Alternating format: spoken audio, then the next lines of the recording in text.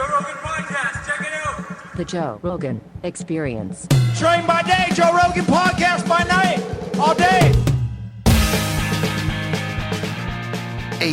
Hey, what's up, brother? What's happening, my man? Good to see you. What's going on? This is a good time for you to come in, man. Right after this weekend. Pretty Holy good shit, timing, brother.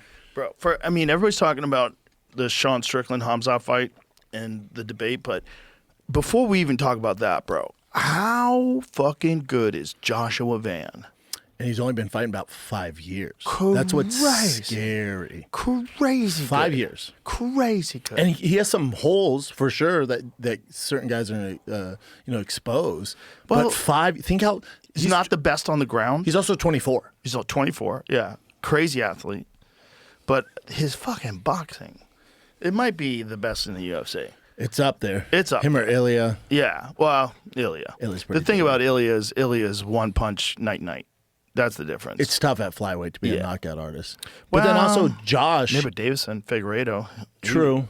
He was starching people. He was. But with Josh, too, again, he's 24. But in Tatsuya Taira, he also just was blocking punches with his face. Well, That's the other thing. Like, his defense was so bad. I think it was that Joshua Van's offense was so good. You know what? And I think it's a combo of both. Yeah, it's a combo of Yeah, both. yeah, for sure. Because Tyra's primarily a grappler. I mean, Yes. he's obviously a mixed martial arts fighter. And he did strike. I mean, that's why he didn't completely get blown out of the water. He did strike pretty well. It's just the counters came so clean, so sharp. Like, I rewatched some of it today, and I was like, good Lord, that's pretty. So good. He looks so good. And again, 24. And, it took all the stink off of the way he won the title. Yeah, but and not me, I'm sure not you, but there's a lot of questions that haven't been answered. Oh, for sure. Because Pantosia's a motherfucker. Pantoja, and you look Pantoja's at that, a straight you're up like, assassin. okay, how would he do against Pantoja? Hey man, But again, his stock went up after this fight. I'll tell you that. Look, Big it was time. always up, right? But Tyra was a real threat. Tyra got him on the ground, wasn't able to submit him. Joshua Van pieced him up on the feet, man. But again, at 24, so let's say they do the Pantoja rematch, whatever, Q4, and let's say Pantoja gets that win. All good. He's 24. Right. He's going to be your champ for a very long time. And how old is Alexandre Pantoja at this point? Not young. In flyweight years, he's 67. Yeah, flyweight's tough. 36. 36. Oh, Yeah, dude. that's tough. Yeah. That's tough. If he was a middleweight, you'd be like, that's the beginning of the slide, right? That's the beginning of the slide. Yeah. For welterweight, you're like, ooh. Yeah. But at flyweight, Oh, bro. it's crazy. Yeah. You're the Heavyweight is like, he's in his prime. Oh, we're cooking at Look at heavyweight. Francis. Yeah. Francis is like 38 or something. Yeah. Is Yeah. he 38? Yeah. Francis is in his fucking prime. Flyweight, though, 'cause- Nobody looks at Francis and goes, he's over the hill. Oh, never. Not at all. No. There's some old cats at heavyweight doing the damn thing, especially now. The heavyweight division's How old Volkov? 59. Honestly, Dude, I used to don't train with think he's Volkov as old as back you in think the he is. day. Right. He was a Bellator champion, M1 champion. He was a Bellator champion in the early days of Bellator. Yeah, and remember he had in Bellator, and then when he first got to UFC, he had that Moana tattoo on his back. he had the stingray. And he You remember changed that? it into that Japanese mask. Yeah, I like this. The Think I'm new the one one. looks dope. The new one looks It's dope. so dope. I like Yeah. to think I'm the one that kind of bullied him into doing that because it's all I ever talked about for like 6 years when he fought. And he comes out with just this dope ass samurai tattoo. I'm like, yeah, there. Well, it is. sometimes you realize, like, this ain't making it. I got to fix this. Yeah, especially Fix that. this People are bitch. like, bro, why do you have a fucking stingray on your back? Bro, speaking of tattoos, how many tattoos does Sean Brady have? That motherfucker's feet are tattooed. Bro. Like, his entire body's tattooed. How good did he look? Phenomenal. This thing, my Phenomenal. I always get stressed out because everyone's asking for betting picks before the fights, and MMA's tough, dude. MMA's tough to fucking pick. Yeah. So with the Joaquin Buckley fight, the reason I told my brother, I'm like, literally put your mortgage on Sean Brady, because Joaquin Buckley did an interview like a week before. It's like, I'm not even working on grappling. I'm not wrestling or grappling. I'm just gonna keep this thing standing and knock this motherfucker out. I was like, oh, What? buddy. No way. He really said that? Yeah, you can find it out there, Jim. But that could have been just a bullshit tactic to try to get Sean Brady, because Sean Brady probably saw that interview too. Yeah, and was like, cool, say less. And then just I know, but I mean, 10-7 rounds? Three of them? I know. It was nuts. But I mean, you could say that I hear you. if you were just playing mental games, I get you. but maybe he actually did that. And it appeared so. Well, hard to say because that's how good Sean Brady is. Hard Agree. to say. It's just tough when you lose like that. Because Right. you go back to the locker room, you're like, fuck, we're not even in the same ballpark. No. Like what am I gonna do? You look at your coaching staff, you go, what are we gonna do? I Right. thought I was a top 5 guy. Right. I just got beat 10-6, three rounds in a row. Okay, I was going to yeah. bring this up. So I have some insight to this. So there was some very strange betting behavior. It says it turns out to be meaningless. Bet Online cited abnormal betting patterns as Buckley moved from plus 150 underdog to minus 220 favorite before the fight. So this is what happened. There was money that moved very quickly before the fight, and the UFC, obviously, because they've been through this shit with the guys fixing fights and the FBI investigated it, they got concerned. And so I believe what happened is they minimized the amount that you could bet online, so you couldn't bet big money anymore. I don't know what let's find out what the cap they put on it was. But then you they were going to go ahead with the fight, but they wanted to make sure that Sean Brady wasn't injured. So this was the fear. The fear was that some inside camp word got out, Sean Brady's got an injury, and then all the money jumps up. Because a lot of times that's what happens. But they did it right because I before they would just cancel the fight. Like, we don't know what's going on here. We're seeing cancel fight. No, just take the fight off the betting sites. Well, they only did that one time. They did that one time with the Alexander Hernandez. I don't remember who he was fighting. I don't remember who Alexander Hernandez was fighting. But they did that with that fight. And I thought that was really crazy. Crazy. And they asked Alexander, like, are you okay? He's like, I'm fine. Like, I am planning on winning this fight.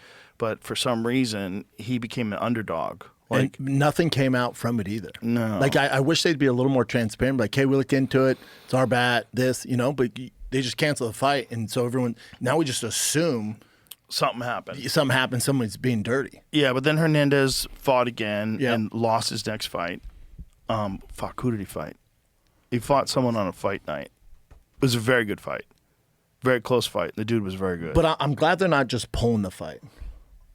Michael Johnson. It was right. supposed to be Michael Johnson. Yep. But they didn't have that fight. And then who did he fight next instead? So let's just go over this real quick before we figure out who he fought. Amid suspicious betting movement. So what is suspicious betting movement? Like, what if you and your boys all go, fuck it, I'm going all in, and you just decide to bet $100,000 on Buckley? Will that change it that dramatically? I though? don't- I that's think the we're question. talking According to millions. this, I think it said that they have certain accounts that they knew. Oh, we're shady? Yeah, not shady, but I mean, they might be particular whales or whatever that are certain bettors that always were betting, $200,000 a fight or whatever, and maybe one or two of them changed. Bro, the two of the judges scored that fight Trying to see. 30, Yeah, it just says 25. Abnormal betting patterns from highly monitored accounts.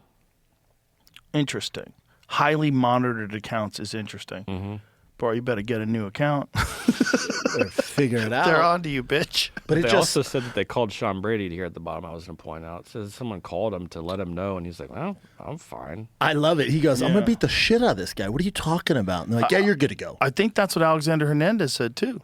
That's a bummer. Yeah, it is a bummer because But you can also that's a good understand. fight. You can also understand from the UFC standpoint, being like, because when it happened, especially then, they're like, whoa. Oh, yeah. Whoa. No, they're in a bad spot right now with that because until that gets resolved, the fight game has always been connected to fucking shady people.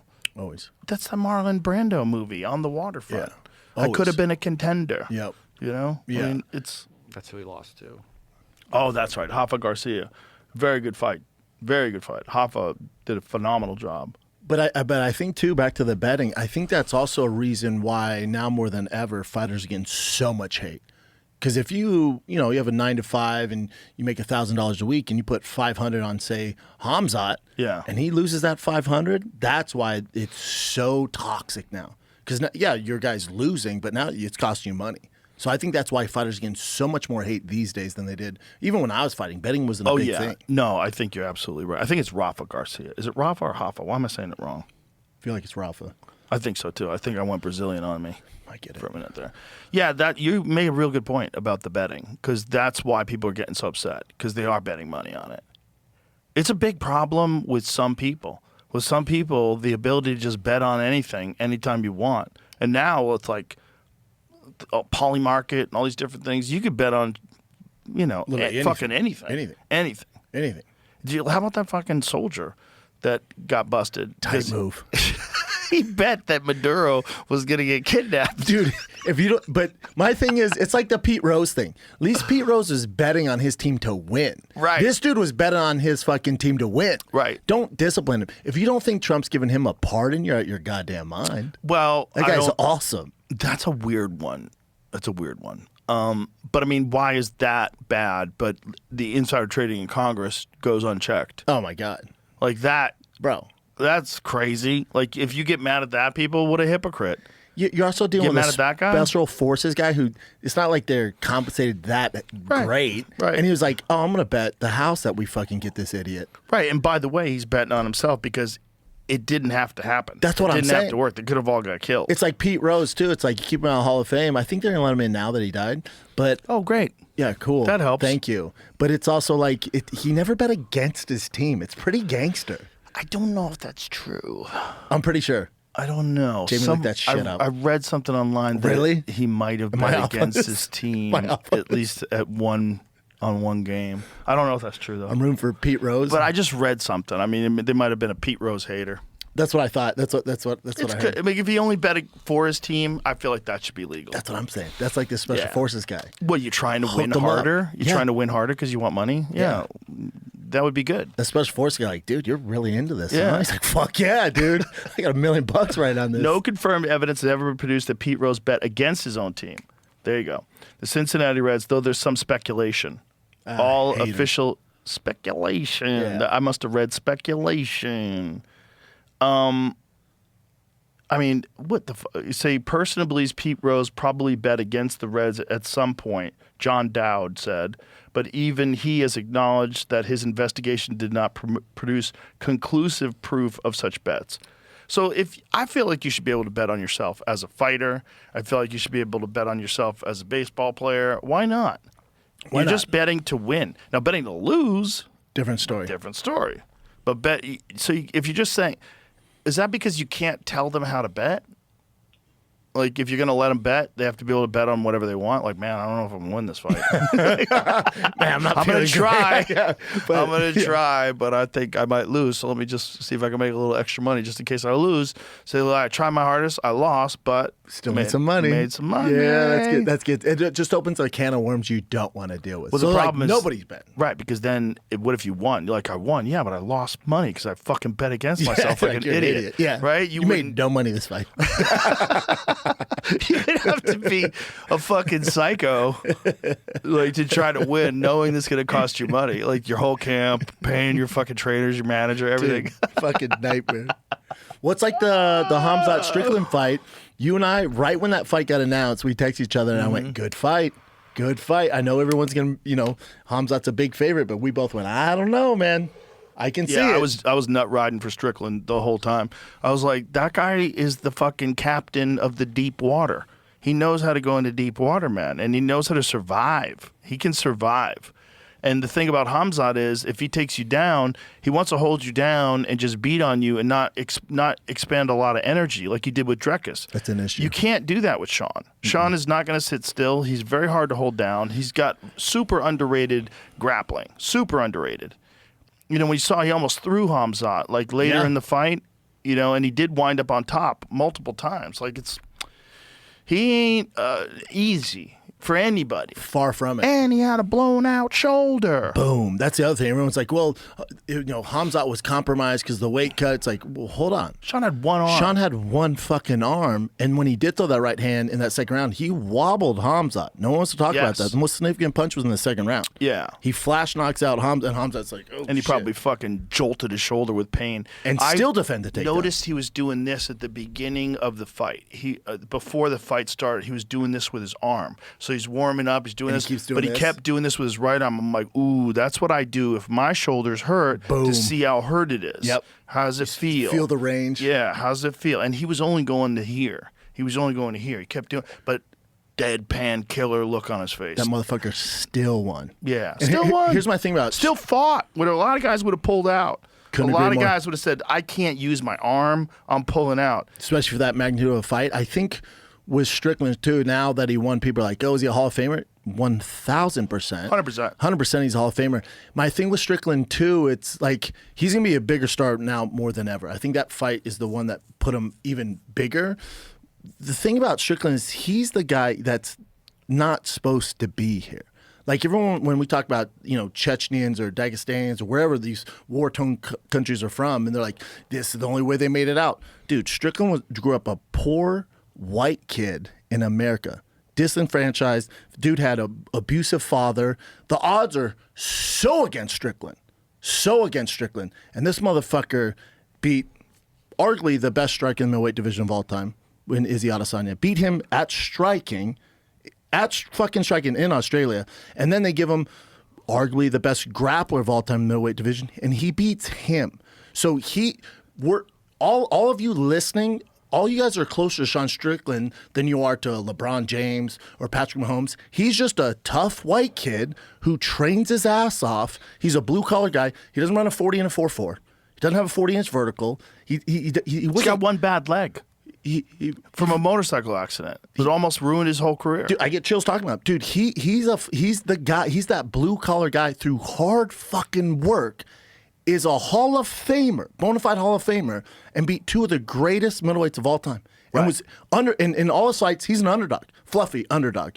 DDP underdog. Granted, he lost, but I thought he won that first fight. Hamza massive underdog. Izzy massive underdog. Second fight with DDP, he fucked his shoulder up too.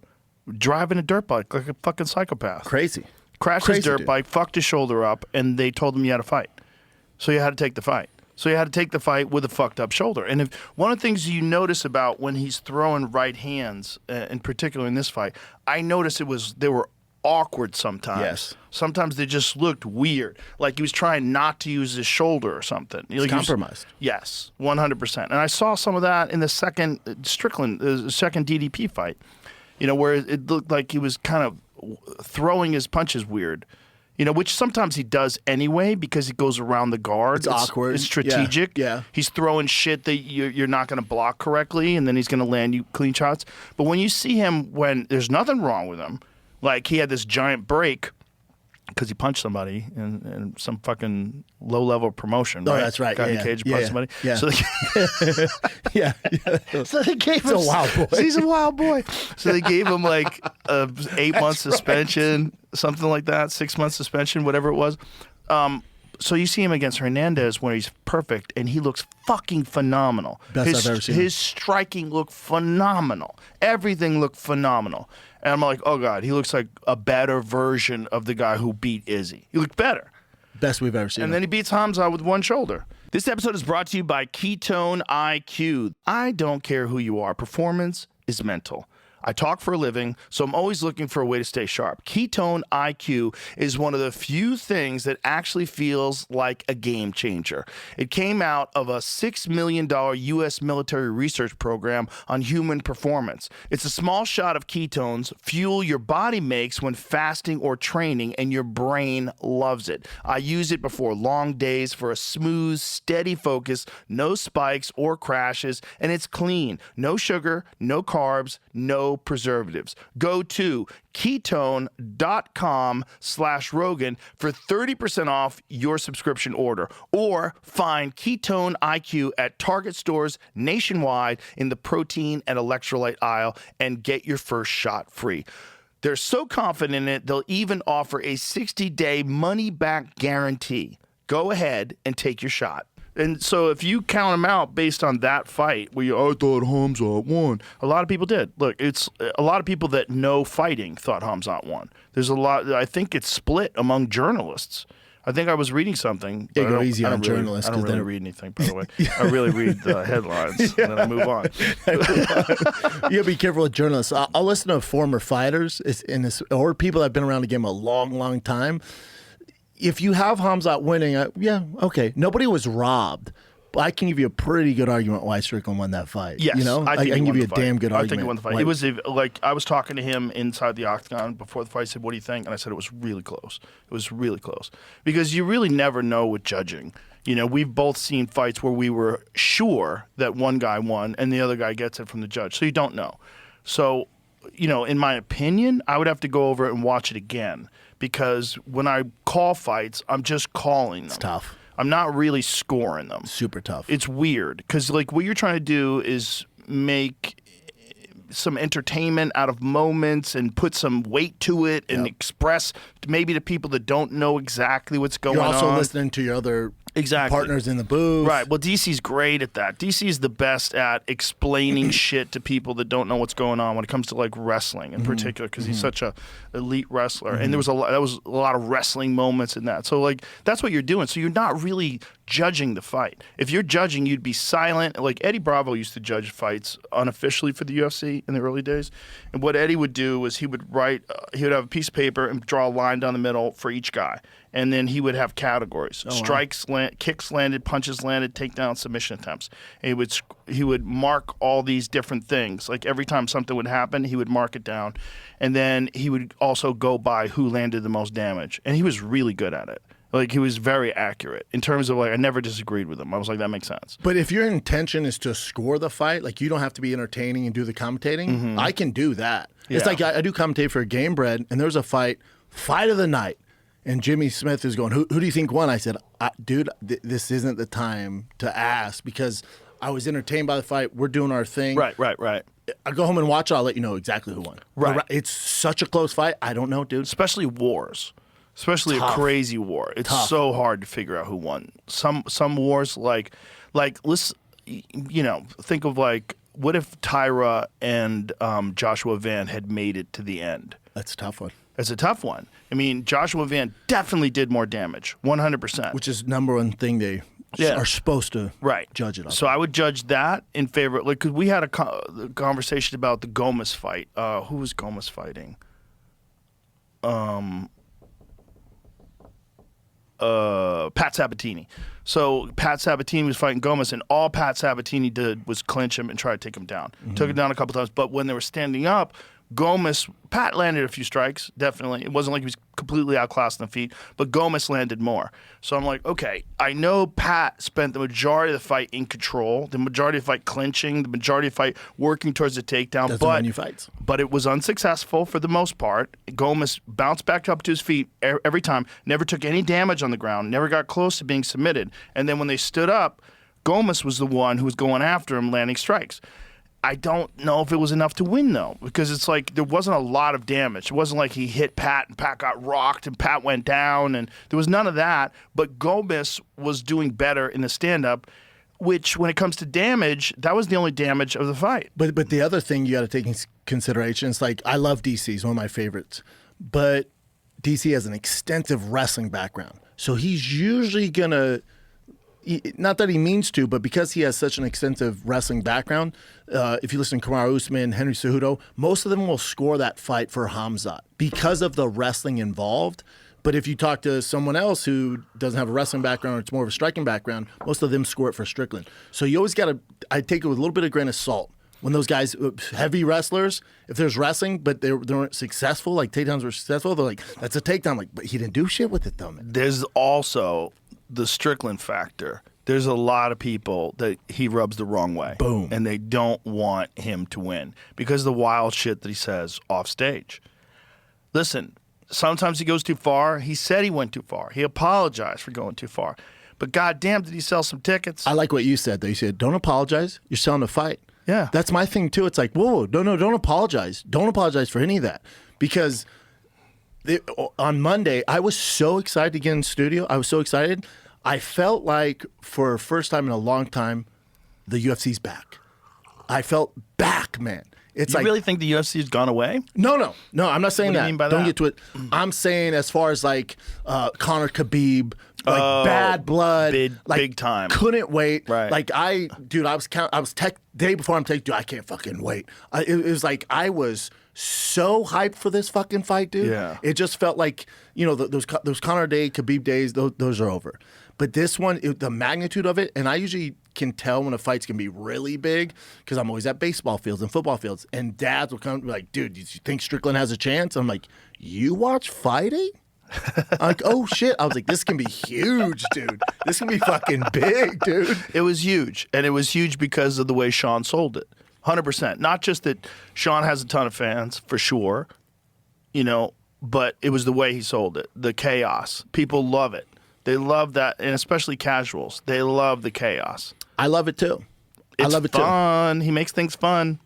Makes things fun. And then people get so mad, some of the stuff he says, but it's like there's a lane for that. Hate to tell you, there's a lane for that. And I think Strickland, you've been around Strickland. He's a good person. He also has some crazy thoughts and stuff like that, which is fine. But remember too, people go, UFC doesn't have stars. And then you get a kid like Strickland who's building his name. This is going to be the most watched fight, one of the third most watched weigh-ins of all time. So he's trying to be a star. So you guys are complaining there's no stars. And then when he's doing the damn thing, you guys are hating on him. So it's like pick your poison. Well, man. they're hating by the way he's doing it, right? That he's making things super personal.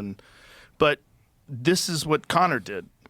I mean, that's what Conor did with Khabib. Conor crossed the line many times with Khabib. Oh, buddy. If the line's here, Conor was all the way over here. And there was no even more so. apologizing after that. I mean, that was the brawl afterwards where Khabib, jumped in the crowd and fucked up Dylan Dennis. That was my favorite. That's my favorite picture of all time. I need it framed in my fucking studio. When Khabib's literally flying off the fucking cage, about to fucking.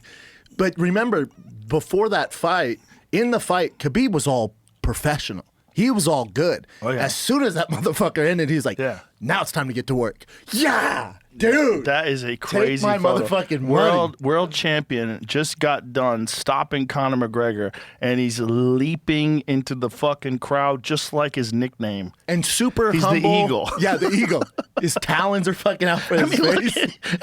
You couldn't come up with a better nickname for that dude. You know how Dan Henderson has that flying punch that he landed on Bisping when Bisping was down? Yeah, That's like his logo. Yeah. That should be Khabib's logo. 100%.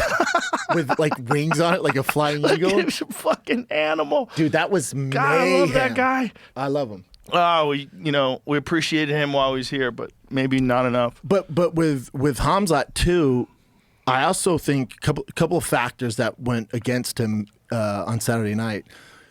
He's been in big fights, but he hasn't been in this big of a fight. Defending the middleweight title, you have this wild boy talking so much shit. Mm-hmm. So I don't think he's dealt with that kind of pressure at that level. And then also, Khamzat's always kind of had a cardio issue. Because remember when I went to his camp, I called you. I'm like, bro, I've never seen someone so fucking, I'm talking vicious, fucking everybody up, destroying them. I was like, oh my God. So there's an issue with him, and I don't know what it is, where that's not translating inside the octagon. Well, I can tell you right now, first of all, first part of the issue is the weight cut. Yes and no.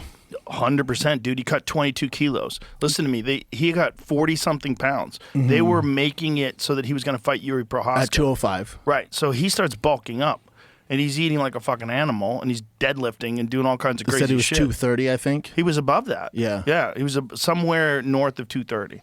And so then he's 230, whatever. And so then he's got to drop down to 85, which is bananas. That's so hard to do. He never got fat.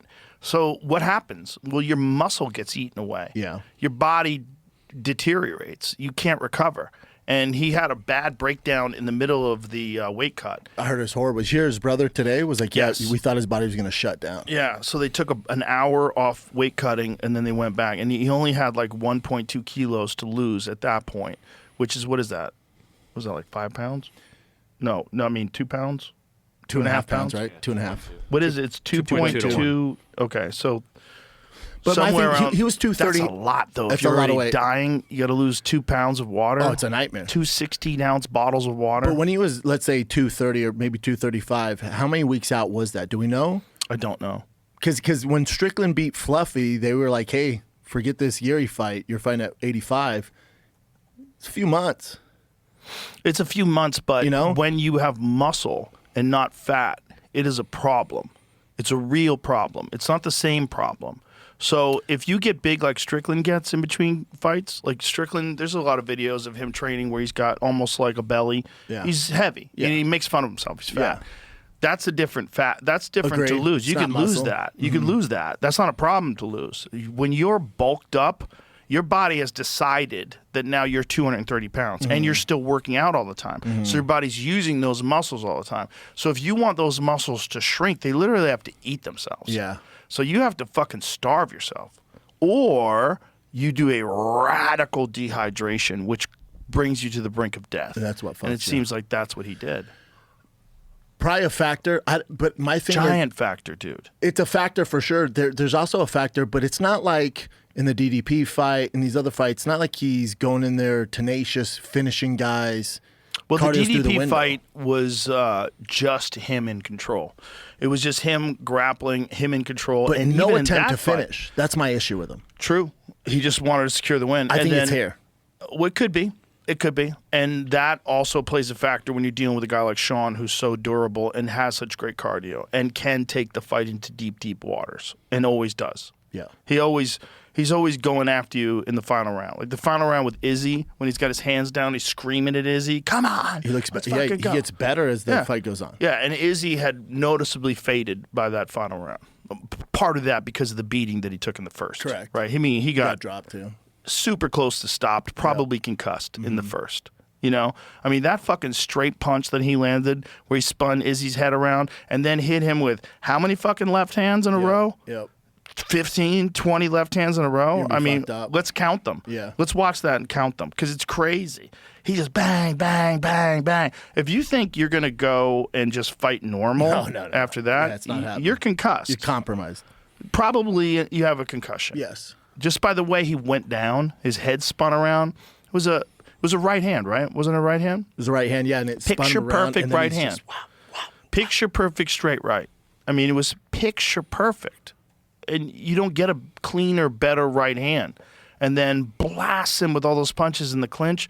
You're gone after that. You're a shell of yourself. You're gone. I think my thing with Hamzat too is after, again, you could chalk it up to the weight cut. That second round when he doesn't land that takedown and falls to his back, I'm like, oh, he's cooked. Dude, I think we're his 6 minutes body into the was motherfucking shutting- fight and you're I think his cooked. body was shutting down, and he realized that he went real hard in the first round, but doesn't have the gas tank. He said, "Let me coast. I can survive on the bottom here, but I need to catch my breath if I'm going to try to finish this guy." It might have been a strategy, And he got better that third, fourth, fifth round. right? Because the strategy might have been, listen, if I'm on my back, no big. Like he tries for a takedown, can't get it. He realized, like, oh Jesus, I'm not going to be able to fight standing up like this gotta for recover. 5 minutes after that first round. Because his body almost shut down 24 hours ago. 24 hours ago, it is the dumbest fucking thing we do in the sport where we allow these people to pretend that they weigh a certain way. Mm-hmm. You pretend it's a 185 pound fight. The fuck it is. Yeah, both Neither those one of boys those over guys. 200.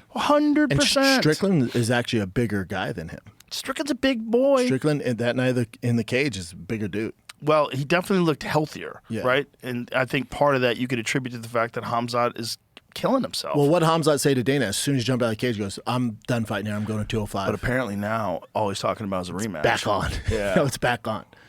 So So what he's got to do love to hear is he has got to limit his calorie intake, and he's got to literally burn the muscle off. He can't just keep dehydrating himself like that. So you would have to talk to someone who's an expert at that. But my friend Cam Haynes, when he runs these ultra marathons, what he does is he gets himself down to like 160 pounds. And the way he does it is he just limits his fucking calories and keeps working out the exact same way. And he looks terrible when he does Yeah. it. Like he looks so tired all the time. But it's just sheer willpower gets him down to that weight. But that is slow running for days. Correct. That's a different thing. we can't do that. Right. What he's doing is exploding and moving quickly. And my personal opinion is you have to be biologically healthy to do that. You have to be a healthy person. You can't just be big, right? And you're not healthy if you almost died a day ago. Correct. Because that's really what's going on. And we think these guys can recover. But how much do they recover? Well, they fucking for sure don't recover 100%. Not a hundo. No. Not 100%. That's why I'm excited for him at 205. Like a lot of people are like, oh, I don't like them. Like, man, if the weight is an issue at 205, if he's 100% Hamzat, I know he might be a little undersized, but 100% Hamzat could be a lot better than a 70%. Yeah. That's great. Strickland ain't gonna do it. He's gonna you didn't fucking make the weight the first time. Oh, 100%. He's gonna talk mad shit. It'll be fun. He's a fucking coward. I beat him with one arm. Yeah. It's going to get crazy. You got to fight him at middleweight, but he's got to go to some expert in losing weight. Oh, no, I'm not saying Strickland Hamzat at 205. No. Oh, Strickland's going to stay at fucking 85 and dominate. No, Hamzat, he's going to do that rematch, and then that's it. He's a 205er. Well, I think or to your point, he has to maintain a weight that's realistic where he can still perform. But he has to figure that out. He's got to stop lifting weights, right? So whatever he was doing that got him up to 230 pounds or whatever he was, we're guessing, right? That's what I'd heard, that he was north of 230.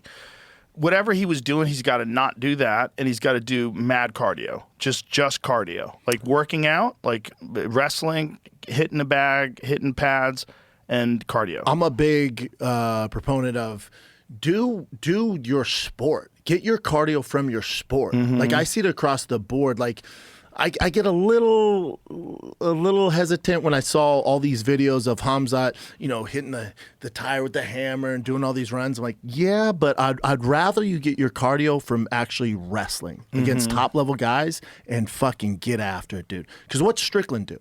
Do you see Strickland doing all this heart rate monitor? No.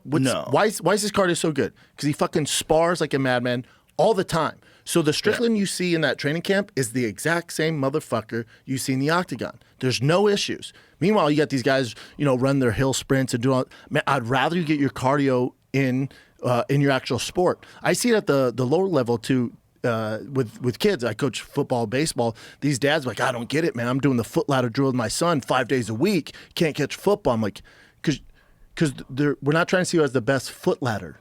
Fucking who can do it the fastest. We're catching footballs, dude. Do you think catch that there's footballs if you want to get better at football? 100%. But do you think that some of that stuff has a purpose? Yes, but not close to the fight. Interesting. Because usually what we would do is let's say you do have an 8-week camp. Before the camp starts, we're doing a lot of that stuff. Mm-hmm. And then once we get a camp, the focus was the cardio was getting it in your training. Mm-hmm. You know who agrees with you? Aljamain Sterling. Aljamain talked about this. He's pretty good. Pretty fucking good. How good did he look against Alal? Dude. Best back control in the game. Why is he so underrated? I don't get it. Why he doesn't get his dues? Pure Young. It's fucking crazy. It's He's the win, so good. the victory where he had an injury from an illegal shot. Yeah. And people hated on him from then on out. Think how good he did against Evilov. I know. He's amazing. That was a fucking split decision. Some people thought he won. Yeah. Yeah, he could have easily won that fight. That motherfucker's so good. Yeah, Aljamain's the man. Yes. But he said that Merab does the same thing. Now, who the fuck has better cardio than Merab? I would say nobody. Nobody alive. Ever in any sport I've ever seen. Maybe that guy that broke the fucking whatever's 4-minute mile or something. But as far as what but we he do, ain't getting taken down. Exactly. He's not getting punched in the face. People should just go to Merab's camp and be like, what are you doing? He's like, I'm wrestling. I'm fucking wrestling. He does run. He does run, and he does lift some weights every now and then. But he doesn't do any of that crazy garage stuff. And one of the guys that spoke out against the garage stuff was Cub Swanson. I shouldn't say spoke out against it, but what he did say was that when he did that, because he did some of the training lab stuff, he said he was too broken down. He said he was overtrained, and he said he was just too tired when he was going into fight camp. Yep. It's tough to recover. You're doing all the other stuff too. You're still boxing. You're still kickboxing. Have to. You're still wrestling. And he said he did badly in those fights, which is interesting because, the Marv Marinovich approach was very different with BJ Penn, and that was the best BJ Penn ever. The best BJ Penn ever, but they literally did no fight training.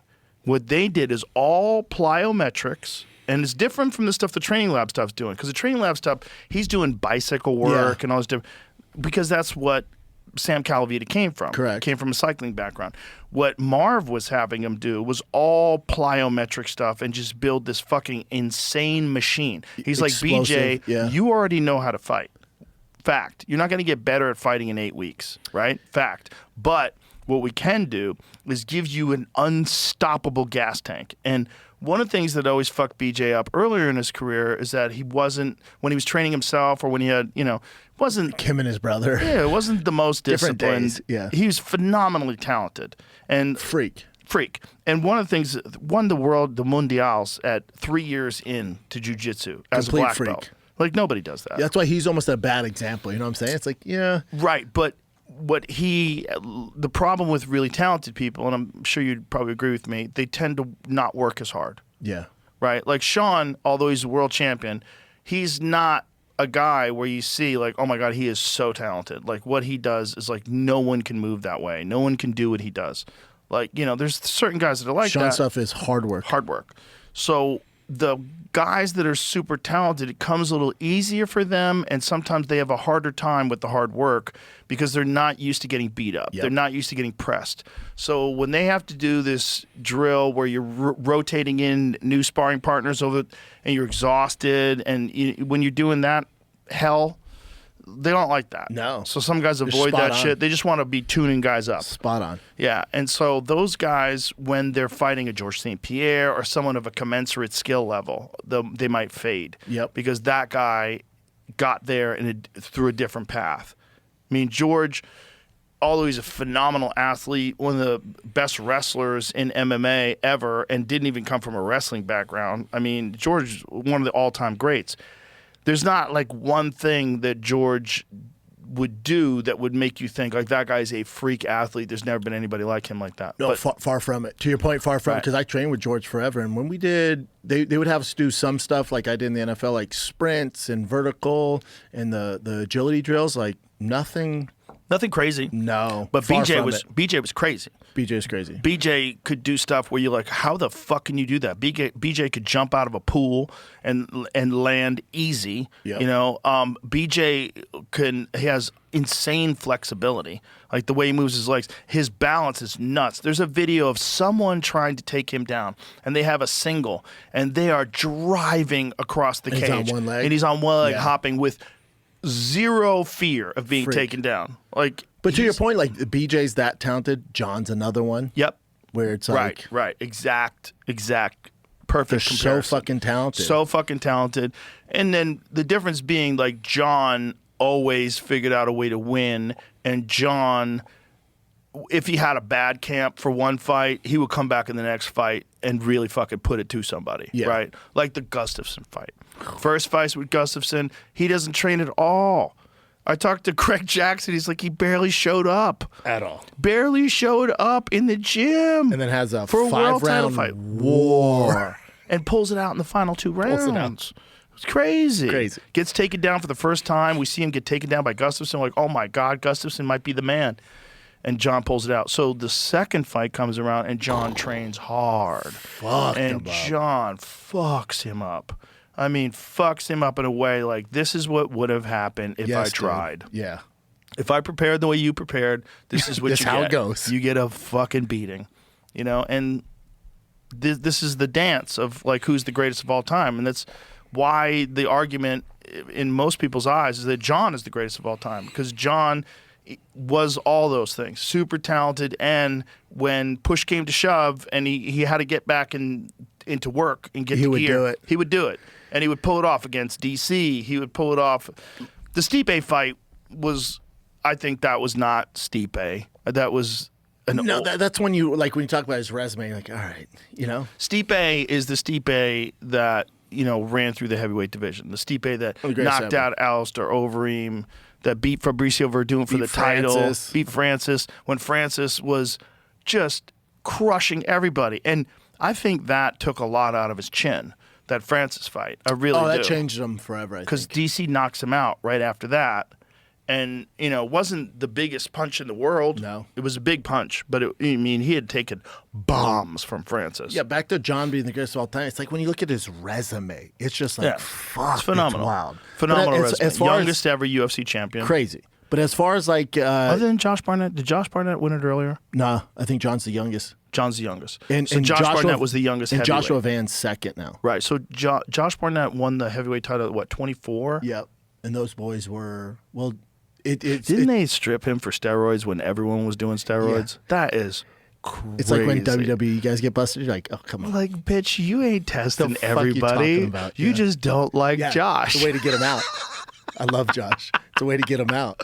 But Yeah. back to Jon, it's like you look at his resume. Greatest to ever do it. Yeah. Beat the very best in Murderer's Row. especially back Murderer's then. Row. Yeah. Now it's not even comparable to today's light heavyweight and heavyweight.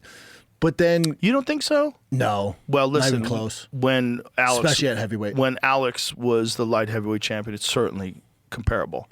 Alex as the light heavyweight champion, the Alex that beat Magomedov, the Alex that knocked out Yuri Prohaska, the Alex that starches everybody, that fucked up Jamal Hill, like that Alex Pereira and Jon Jones in his prime would have been insane. That would have been insane. Oh man. Tough to beat the wrestling of Jon. Like, John's wrestling was on a totally His different level. reach, his IQ, His the wrestling IQ would be tough for Alex. Look what he did to Cyril Gahn. Crazy. I mean, he avoided the shots. He read him like a book, bullied him. bullied him, got hold of his neck, and like, I'll take that. But dude, if you go back and look at Jon, in my fighting years too, you look at that light heavyweight division, 1 through fucking 15. Good luck, That's especially heavyweight. true, but Good fucking luck. but at light heavyweight, okay. So Not a lot of those guys are ranked in the top 10. how do you think Yuri? Well, let's think of Alex. How do you think Alex would have done against Gustafsson? Very tough fight for him. You think so? Yes. Gustafsson in his prime. Yeah, You think so? yeah. And do you think that based on the Teixeira fight? Because he pieced up Glover. Remember that fight? Yeah. Bro, that was a video game combination. Where he Brother. knocked out Dude, Teixeira. Alex is one of those guys, similar to DC, that when Jon just reigned as champ, it's like if Alex was just born at a different time, maybe 5 years before, 5 years after, he's our Jon Jones. He was so fucking talented, huge, 6'6", 6'7", great wrestling, great world-class boxing, good at everything, dude. Great just cardio. in the division with the GOAT. You fucked. You got fucked. Yeah, you Your got mom fucked. and dad decide to have sex same time Jon and his parents did, and you're fucked. Look at what happened with Ilia Topuria. Think about the guys that he's fighting. Think about Max Holloway. Think about Charles Oliveira. Think about Alexander Volkanovski. And he has blasts all of them into orbit. All three of them. First guy ever to stop Max. It's like you if you're in that guy's division, what are you going to do? fucked. Especially at 45. I don't know what it's going to be like at 55. Obviously, the Oliveira fight was a one-punch knockout, but That was such a bad knockout. crazy knockout. But when you see him and Justin next to each other, you're like, whoa, Justin is quite a bit bigger. Just a big cat. He's quite a bit bigger. That's a tough fight. It's a different fight than Oliveira. It's different. But fuck, then you see what Oliveira was able to do to Max. You're like, good Lord. Like, Oliveira's a fucking beast, He man. looked phenomenal. And he couldn't do none of that to Ilia. Yeah, the only thing with all that is like the 55 division, no one's in their prime. Like Charles Right. is in his prime when Right. Ilia beat him. Justin's definitely not in his prime. Max is in his prime. They're all good. They're fucking good, but not prime. Right. And the issue is Ilia's just getting to his prime. Like, just he's getting to his prime. surging. And already one of the greatest of all time. He's a fucking problem. Yeah, he's so smart and so disciplined and so like completely focused and Good at dialed everything. in. Great at everything. Great at everything. Great at everything. And the crazy thing is, didn't even start as a striker. Crazy. Started as a grappler. Crazy. Now, his toughest matchup is Arman Tsarukyan. That's the motherfucking fight. 100%. Oh, but that's what I was gonna say. With Hamzat, he's not active. I know I'm jumping around a little bit, but with Hamzat, I think one of his issues with whatever's going on inside that octagon, weight cut 100%. Clearly, there seems to be a mental block when it comes to finishing fights because he's worried about gassing out. RAF, take a page out of fucking Tsarukyan's book. Just wrestle all the Tsarukyan. I think he's wrestled like 8 times this fucking year. know. Just Nuts. fucking dudes up, making all the money. He makes 6 figures every time he fucks somebody up. But he's active. He's staying active, staying in shape, competing. Yeah, And yeah. the UFC's going, yeah, go ahead and do it. Yeah. So for Hamzat, Yeah. dude, because he fights once a fucking year, which is not good, dude. Right. So it's like stay active over there. Stay active like Arman Tsarukyan's doing. Well, Keep your weight down. Yeah, I don't know if he's interested in doing that. He signed with him. Yeah, but what was the fight that they signed that he was gonna wrestle somebody? Who was it? Do you remember? I think they want to toss him like an Olympian, that's where it gets dicey. Yeah, here's my fear. There was a recent event. There was a very weird event. I don't know who did it, but it was kicks to the leg, punches to the body, and jiu-jitsu. Have you seen that? No, get the fuck out of my face. It was weird. Yeah, no. So Gleison Tebow was fighting. I apologize, I don't remember who he was fighting. And he takes this guy down, and the guy catches, he's trying to avoid the takedown. He catches his knee in a weird way, and it blows out.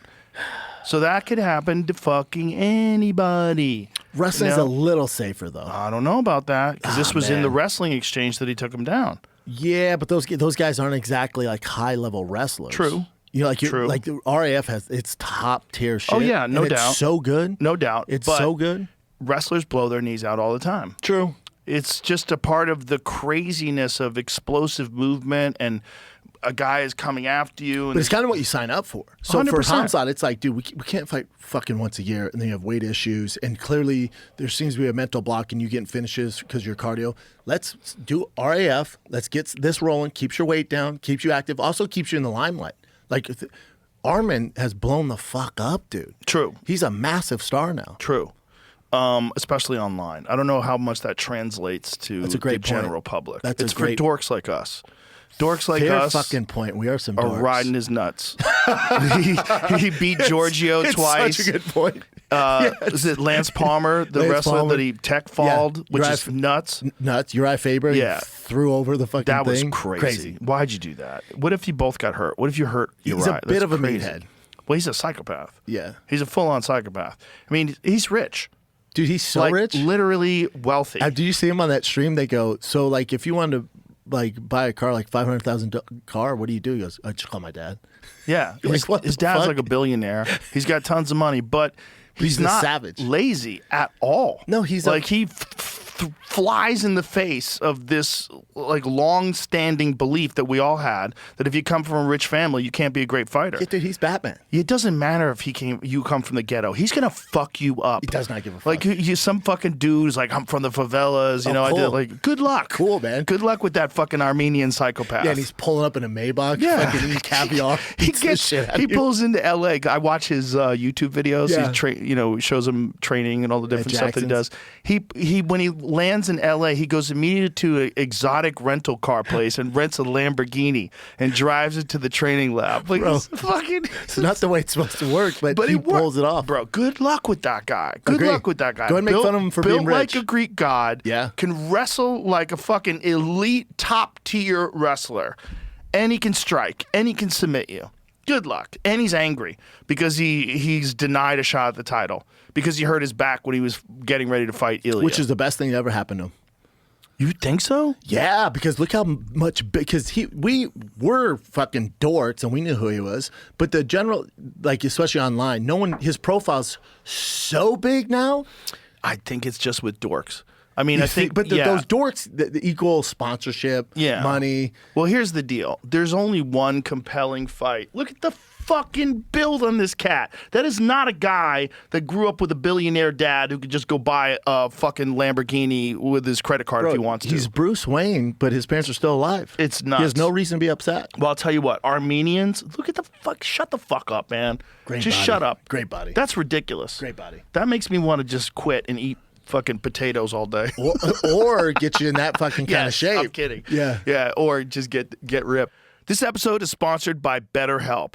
We've all been there, staying up late, stressed about the future. Maybe you're worried about finding a job or a looming deadline. Whatever you're feeling stressed out about, you don't have to work it out on your own. No one person has all of life's answers.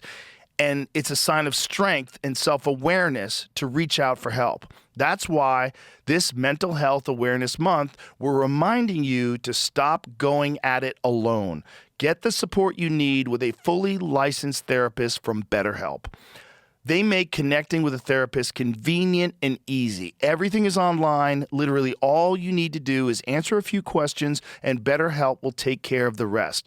They'll come up with a list of recommended therapists that match what you need, and with over 10 years of experience, they typically get it right the first time. So you don't have to be on this journey alone.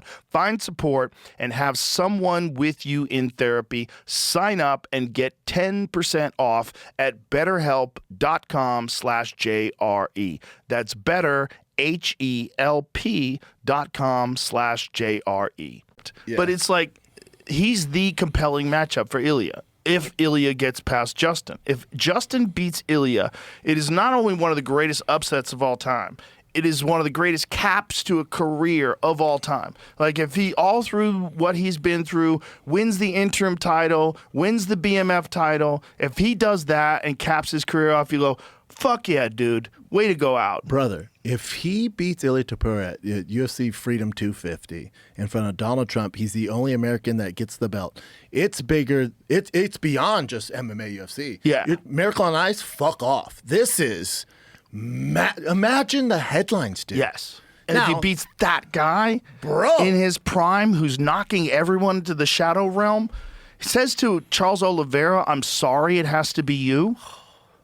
Has a celebration party the night before the fight. Had a party. At a party. Was drinking wine and shit. No, he wasn't. Was he? Yeah, I'm pretty sure he's drinking wine. No, I think it was water. No, I'm pretty sure he's drinking wine. Imagine that fucking psychopath. And he gets starched. Yeah, and he's got that beautiful fucking Spanish accent. Yeah, dude, just Bro, checks all boxes. Checks all the boxes. It's such a tough fight for Justin, but I'm rooting for Justin. I love both of them. But just for the sheer fact of, again, I like chaos. In front of the weird elites watching the fight, you don't know what the fuck's going on. It's going to be great if Justin pulls it off. Yeah, if Justin pulls it off, it'll be one of the greatest upsets of all time, one of the greatest victories of all time. And if he does just retire, Topuria plans to celebrate before the Gaethje clash at the White House. Of course he's going to celebrate. Whatever he's doing. That's his move, whatever he He's does. doing it again. Massive celebration dinner the night before his lightweight Team's already bout. on it.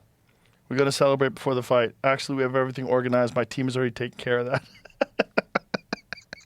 That's a mind fucking and a half when you're in your hotel room, you know, and you're just fucking scrolling on Instagram thinking about 24 hours from now you're going to be fighting, and you're like, what's this asshole doing? Bro. Oh, he's fucking standing on top of a table dancing. That's how sure he is he's going to beat the fuck out of you. He's eating spaghetti and fucking doing a salsa dance.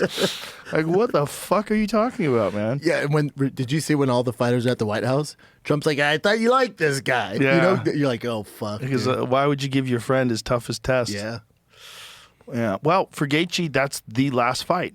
I mean, if this is really going to be his last fight, that is the last fight. And it's smart. It's smart because that Patty fight is, you know, entertaining fight for the casuals. But as far as technical wise, it was so sloppy, man. It was just so sloppy. Well, Justin told me that that's what he wanted to do. Which he should do. He just wanted to just go, fuck you, and just come at him and just throw caution to the wind and just almost fight like he did like back in the PFL days. World Series of Fighting That's days. what it was. Yes. Right. Yeah, that's right. That's exactly what he should be doing. And that's exactly what he should have done. And then for Patty, it was a sloppy fight, but he got the job done. But you can tell, like, and it's all good. This isn't a knock on Justin. All the years, all the wars, one of the greatest careers we've ever seen. It catches up with you. 100%. It has to. And now here's Ilia Topuria. But again, I bet Justin wouldn't have it any other way. You have an opportunity to pull off one of the biggest, Yes. if not the biggest upset we've ever seen. And Trevor at the Whitman, fucking White House.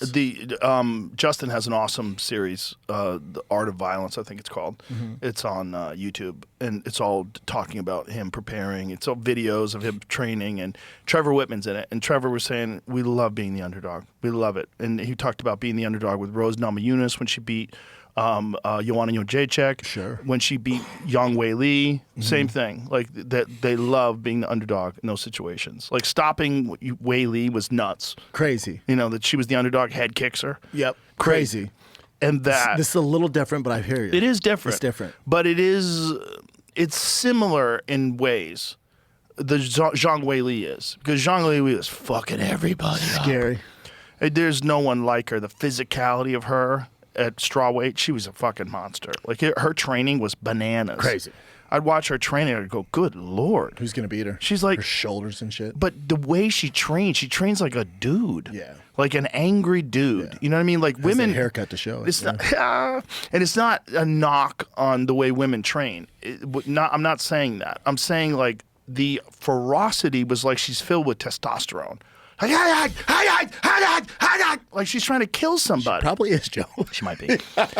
It might be natural. It might have slipped something into her noodles. Did you see that one fighter who got busted?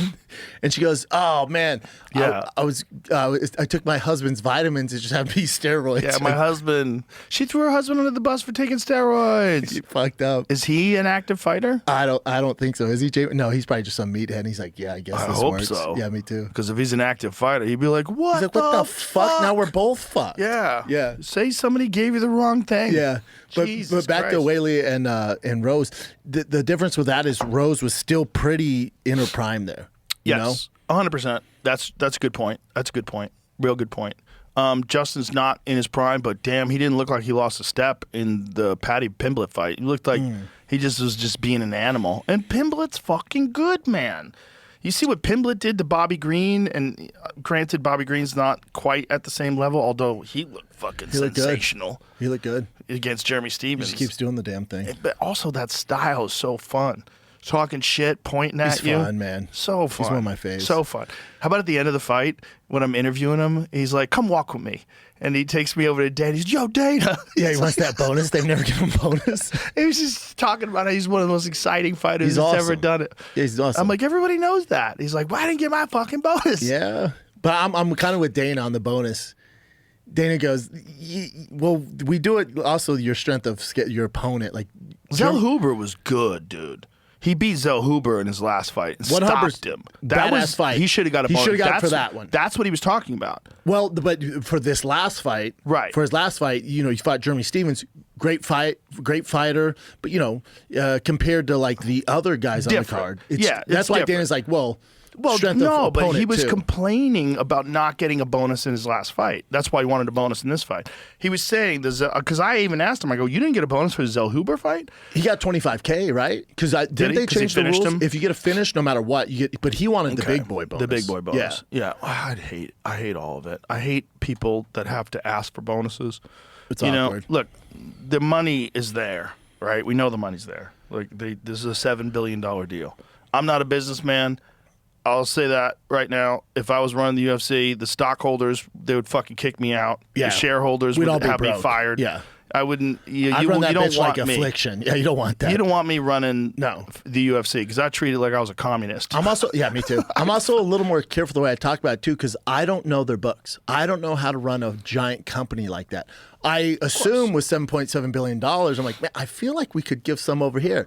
But then if you talk to somebody in the know, they're like, oh, do you? Well, look at this, motherfucker. I'm like, oh, my bad. Okay. My bad. Now, this is not a knock on Ari Emanuel, but it was reported that he made $67 million last year. They worked very hard.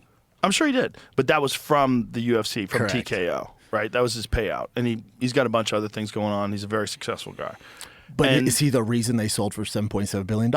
He's a big part of it. Probably a big part, 100%. And also he took the big chance in purchasing it for $2 billion, which was a big deal. Mm-hmm. The whole thing is like, this is why you're in business. I think fighting is different than any other business. And the reason why I say this, and you could speak to this more than anybody, you are putting your health on the line in a way that is not required in any other business other than maybe football and boxing and kickboxing. But you're putting your health on the line in a way that's different than any other business. You are the only thing that people are tuning in for. Without the fighters, there is no UFC. It doesn't exist. Correct. It is the entire product. The thing you're selling is entirely fighters. And it's fighters that operate for a short window of their prime. They have 10 years or whatever they have. And when they get out, we've all talked about guys that are mumbling now. You can't understand what the fuck they say. You see like tics that they have and guys who have neurological problems, memory problems. It's real. So I don't think we should think of it like any other business because the entire business model is these guys' bodies and the consequence is their health and it's for the rest of their life. And so if you're doing something that is generating a significant amount of money for a very short amount of time, I think you should get a lot of money for that if you're one of those people. The amount of money that is left over for the other people, the people that are making the money, that put the money in, they should still get a lot of money, which is why they did it in the first place. But I don't think the balance is correct. Now, I am biased, right? Because again, I'm not a businessman, but I have a deep empathy for people who put themselves in front of harm and try to chase that glory for our entertainment, for the sport that we love. And I think they should be compensated more.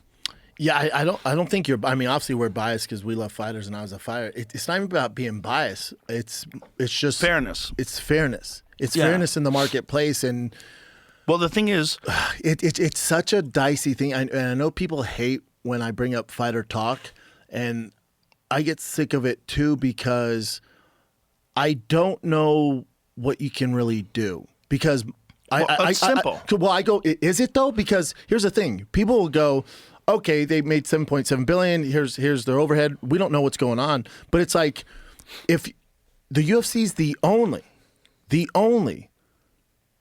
sports or combat sports promotion to ever make money, ever. right. Nobody else has ever done it better or made profit. So my thing is like, is this just what it is? And I know some people are like, you're such an idiot. They have this leftover money. I hear you, but all I'm saying is there's PFL, Bellator, Affliction, World Series. We can go through the list. One Right. championship. None of them are around. Some are on like their last leg. No one's ever been able to sustain it. So I'm not saying we don't deserve more fucking money. All I'm saying is this just how it goes in the fight business?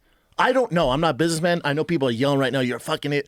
I'm just saying, I don't think is fighting different where, hey man, that's just, it's not the NFL, it's not the NBA, it's not MLB. In order for us to continue this rise, this is what it is. It's 18% to the fighters. I don't know, Joe. Okay, well, that's what I'm you're saying. making I don't know. Good points. First of all, let's just give the UFC its flowers because I love how the kids say that these days. Give it the flowers? It's Yeah. a good saying. Have your daughter started using buns yet?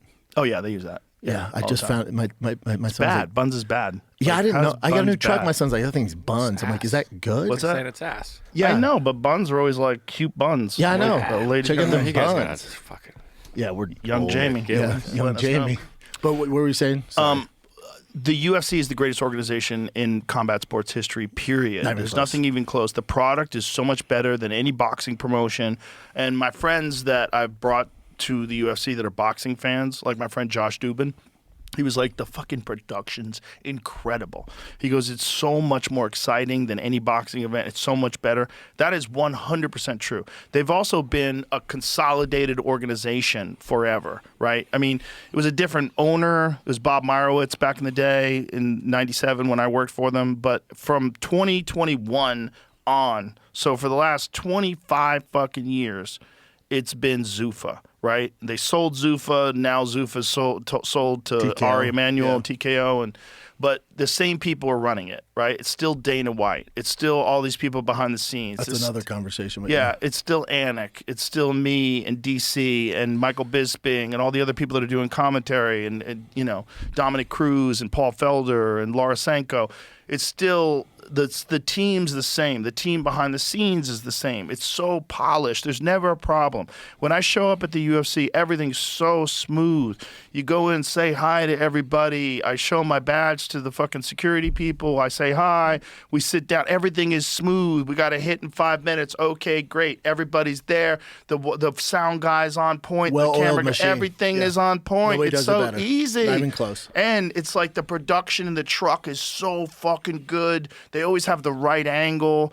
Giordano's always on the case when it comes to like getting the right angle for a submission or getting the right angle for Replays, Like, if I all ask that. for something, I got it right away. Like I'll push the button. Let me hear his corner. Yeah. And it's boom. They're right on it.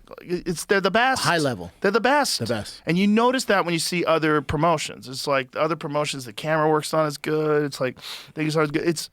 The machine is so good, and it's become like the NFL. Like, I know the XFL exists. I've never even fucking fuck heard out of a of my game. face. I've Yeah. never even heard of a game. Name for one it. player. No Yeah. one's Or a even team. brought up a game that's going to happen. Never. I know it's a thing. Never. And the problem with casuals, that's the same with the PFL. Even though the PFL's fucking got really good fighters. There's really good fighters in the PFL. Far cry from the UFC, but yeah. Some of them are really good, man. That cat that just knocked out Renan Ferrar, the guy who's the heavyweight, that is Fedor's protege. Oh yeah, the Russian cat. Bro. He's good. Bro. He's good. in the UFC's fucking shallow ass heavyweight division, we could use that. We could cat. use him. I'd like to show up at that dude's hotel room with a fucking briefcase full of money. Like, let's go, dog. But yeah, my thing with the UFC, and when you talk about the staff, and you got to give them their flowers, they're the only one that's figured it out. They're the best. By It's the far best the best. organization by far. And they deserve to be rich because of that. They've made an incredible product. So do the fighters, though. I think your product is entirely dependent on the fighters. Now, this is my position with my comedy club. So my comedy club pays different than every comedy club. The comedians make most of the money when it comes to the door. That's how it should be. But let me ask you this, Joe, and if it's too much, we're like, dude, get the fuck out of it. But is the mothership compared to the Comedy Store, the Improv, are you guys crushing them? It's doing really well. I mean, the Comedy Store is always going to be one of the great clubs on earth. It's a legendary club. It's dependent upon who's there. The difference between the way the Comedy Store does it and the way we do it is that we bring in national headliners for the weekend. Like the weekend, it might be Dave Attell. Yeah. This week is Tony Rock. Is there It's another like- club that does that? Is there? Because the Comedy Yes. Store's a little different because you have Yes. your regulars. Is there another club that does that? Sure, most clubs do that for the weekends, but the thing is they don't have the same lineup for the weekdays. Yeah, I know. So the weekdays, we've got Shane Gillis, Ron White, Tony Monsters. Hinchcliffe. Kill Tony's there every Monday. It's a different That's setup. what I'm saying. Is there anybody doing that? Because the comics have to be. But my whole point is, however you run your business, it's like, is the model where you're doing it, where the comics are making the majority of the money, is that a sustainable business? 100%. It makes money. If we take It is. if we take Joe Rogan out of it, and some dude wants to start a club and did the same thing, is that going to be profitable? No, you have to have the talent, but that's the difference. It's like the thing with the PFL versus the UFC. You have to have the talent, right? And the reason why our club works is because everything, look, it's pure luck. It's pure luck. Everything had to line up. We had to hit every green light. It had to, COVID had to happen. The Comedy Store had to get shut down. All the employees from the Comedy Store had to get fired. We had to not be able to do stand-up in L.A. I had to be worried about my family and like the crime and the riots.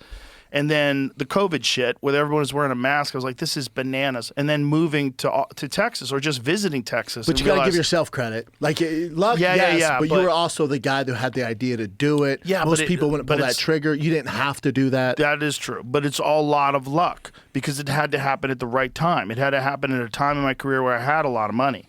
You know, so it had to happen when the Spotify deal took place. So I had all this money. Yeah. And then it all had a lineup where I was already the #1 podcast in the world. So I could easily get people to come. Because of you, Joe. I understand, I get the but luck it thing, had to line. and you're humble. No. I'm just being honest. Like, it had to line up. So I couldn't have done it on my own. I had to come here.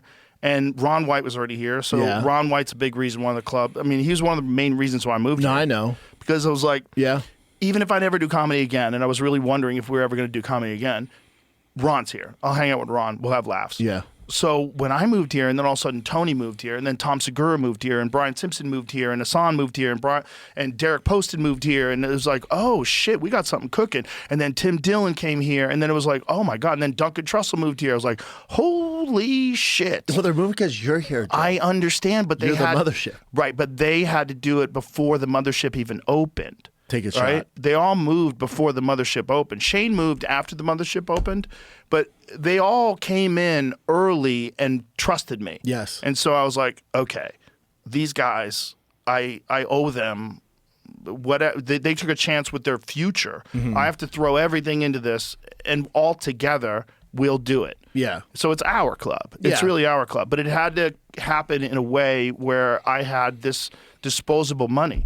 I had disposable income where I could do it and it wouldn't hurt me. Yeah. And then I could set it up in a way where the comics make so much money. So that way you encourage people to stay. So there's so many people that are there all week long during the week. They don't have to go do shows other places. They can make They just money stay at there. their home club. You're doing it right. I guess my example, like, can the UFC do that? Because my example for you, it's like, can these other comic clubs do that and sustain and grow and have money? And They could in profit? New York, and they might be able to do it in L.A. So I don't think you could do it in L.A. right now because the store is open. And the store is always going to be the premier club in the world. It's always legendary. yes. So it's on Sunset Strip. Even though L.A.'s fallen apart, it's still the legendary destination for stand-up comedy. It's one of the main reasons why I was excited to move to L.A. It was Mecca. It was when I was a beginner and an open micer in 1988. They would talk about the store like it was Mecca, like you had to go to the store. They still do, though. I don't think that's course. ever going away. Of course, it's, the store comes and goes in cycles. Like it always does. It always goes in cycles depending on who's in town, who's there. It's all comedy clubs are dependent upon what talent is in town during the weekdays. And if you don't bring in talent on the weekends, that's the difference. Like, so the store doesn't bring in headliners for the weekend like the way our club does. I told Scott Shore, I was like, it was Peter. Sorry.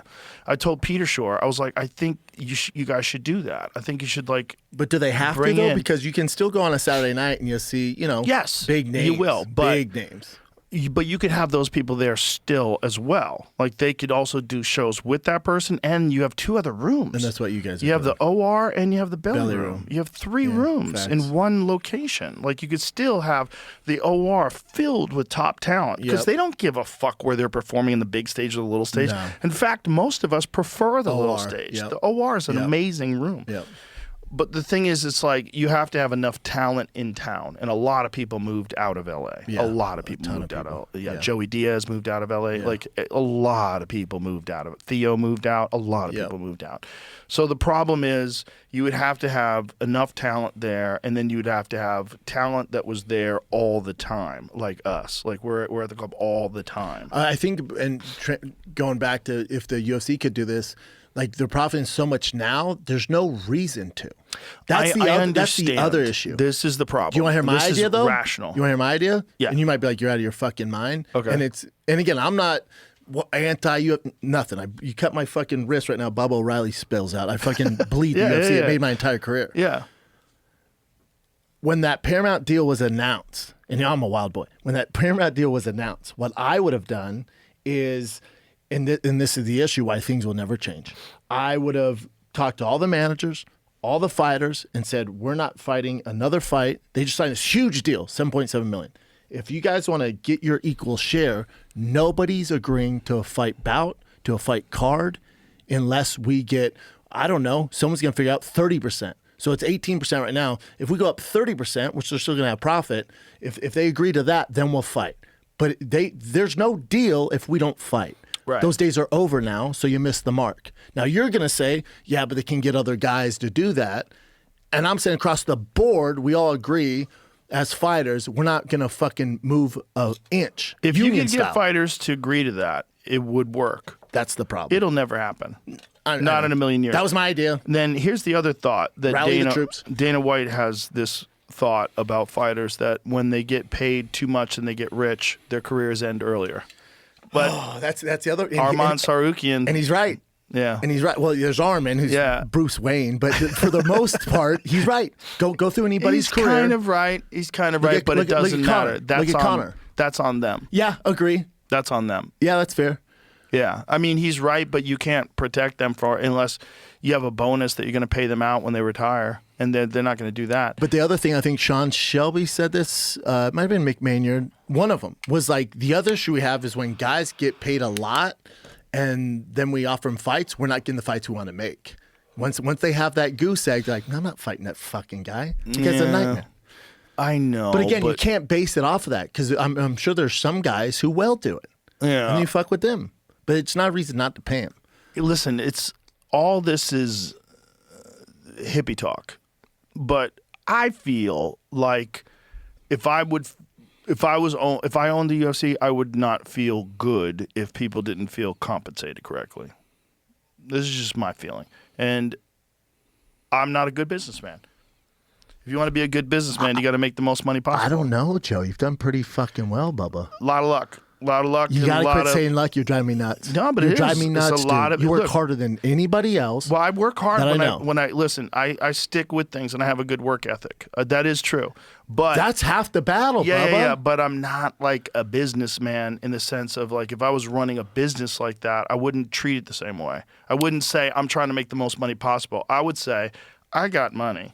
And let's just make this motherfucker the greatest thing of all time and make everybody feel good about it. Yeah, but again, I don't know the in and outs. I don't know if you can run an organization like that and be profitable. I don't know. Well, it'd be profitable, but it wouldn't be as profitable. Yeah. And that's the thing when you have shareholders.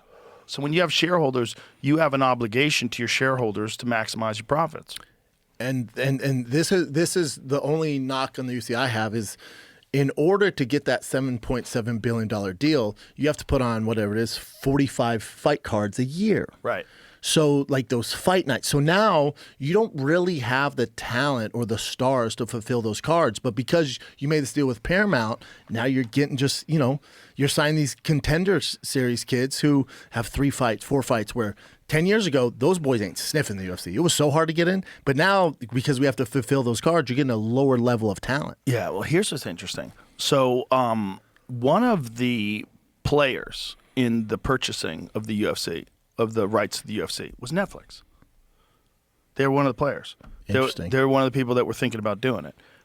So there was negotiations with them. There's negotiations with ESPN, and ultimately Paramount was like this wild dark horse that came around with the big money. And I like Paramount. I have great. no issues. Yeah. Look, the ads are weird, but whatever. I love Mobland. I love Landman. Yeah, Mobland is fucking great. You ever watch that? Fuck yeah. Fuck yeah. Dude, Great his show. Audi, his Yeah, RS6 I in know, that. this is dope, Dude, right? makes me want so Right. bad. Me too. I was trying to convince my I wife never to wanted get a one. wagon until I know, saw Tom dude, Hardy they're sick. drive that. They're fucking sick. They're so sick.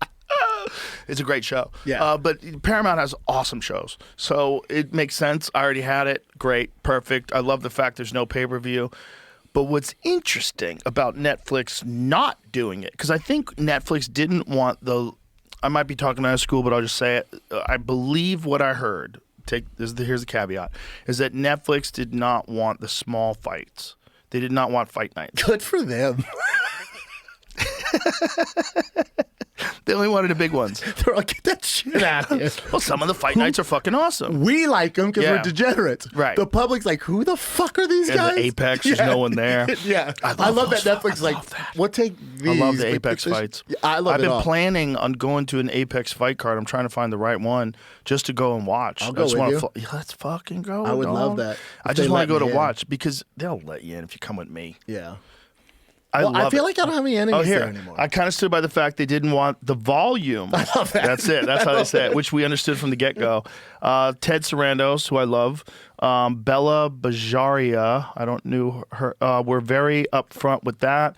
We're looking for big events, so the fact that you could give us one pay-per-view, which is just we were just going to put on the platform for free as long as you're a subscriber, as long as you just give us that, we're in, we'll pay premium for it, but we don't want to carry the other 30 fight nights. They say we don't want the bullshit. Yeah. But here's the thing. But then where would those 30 fight nights go? That's the question. But then that fulfills Fight night. PFL, Bellator, or you Fight Pass. yeah, Fight Pass. Fight Pass. Could do that. Blow up Fight Pass. But to again, the business side of it, the Zuffa or TKO is going, well, hold on. The reason we get such a big nut, 7.7 billion, because we Right. offer so much content. Right. You guys are trying to do what our game plan was 15 years ago, which are just one big fight every once a month, which for the fans is fucking awesome. It makes sense for Zuffa, and it makes sense for Netflix. I get it. And all of it made sense. It just wasn't a fit. But what I was getting at is now it's interesting because Netflix has got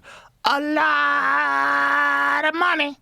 Netflix throws some money around, right? Yeah. And Netflix has a tremendous amount of subscribers. And now Netflix is in the MMA game. I'm glad you brought that up. So, have you this heard is where it anybody gets- talk about it?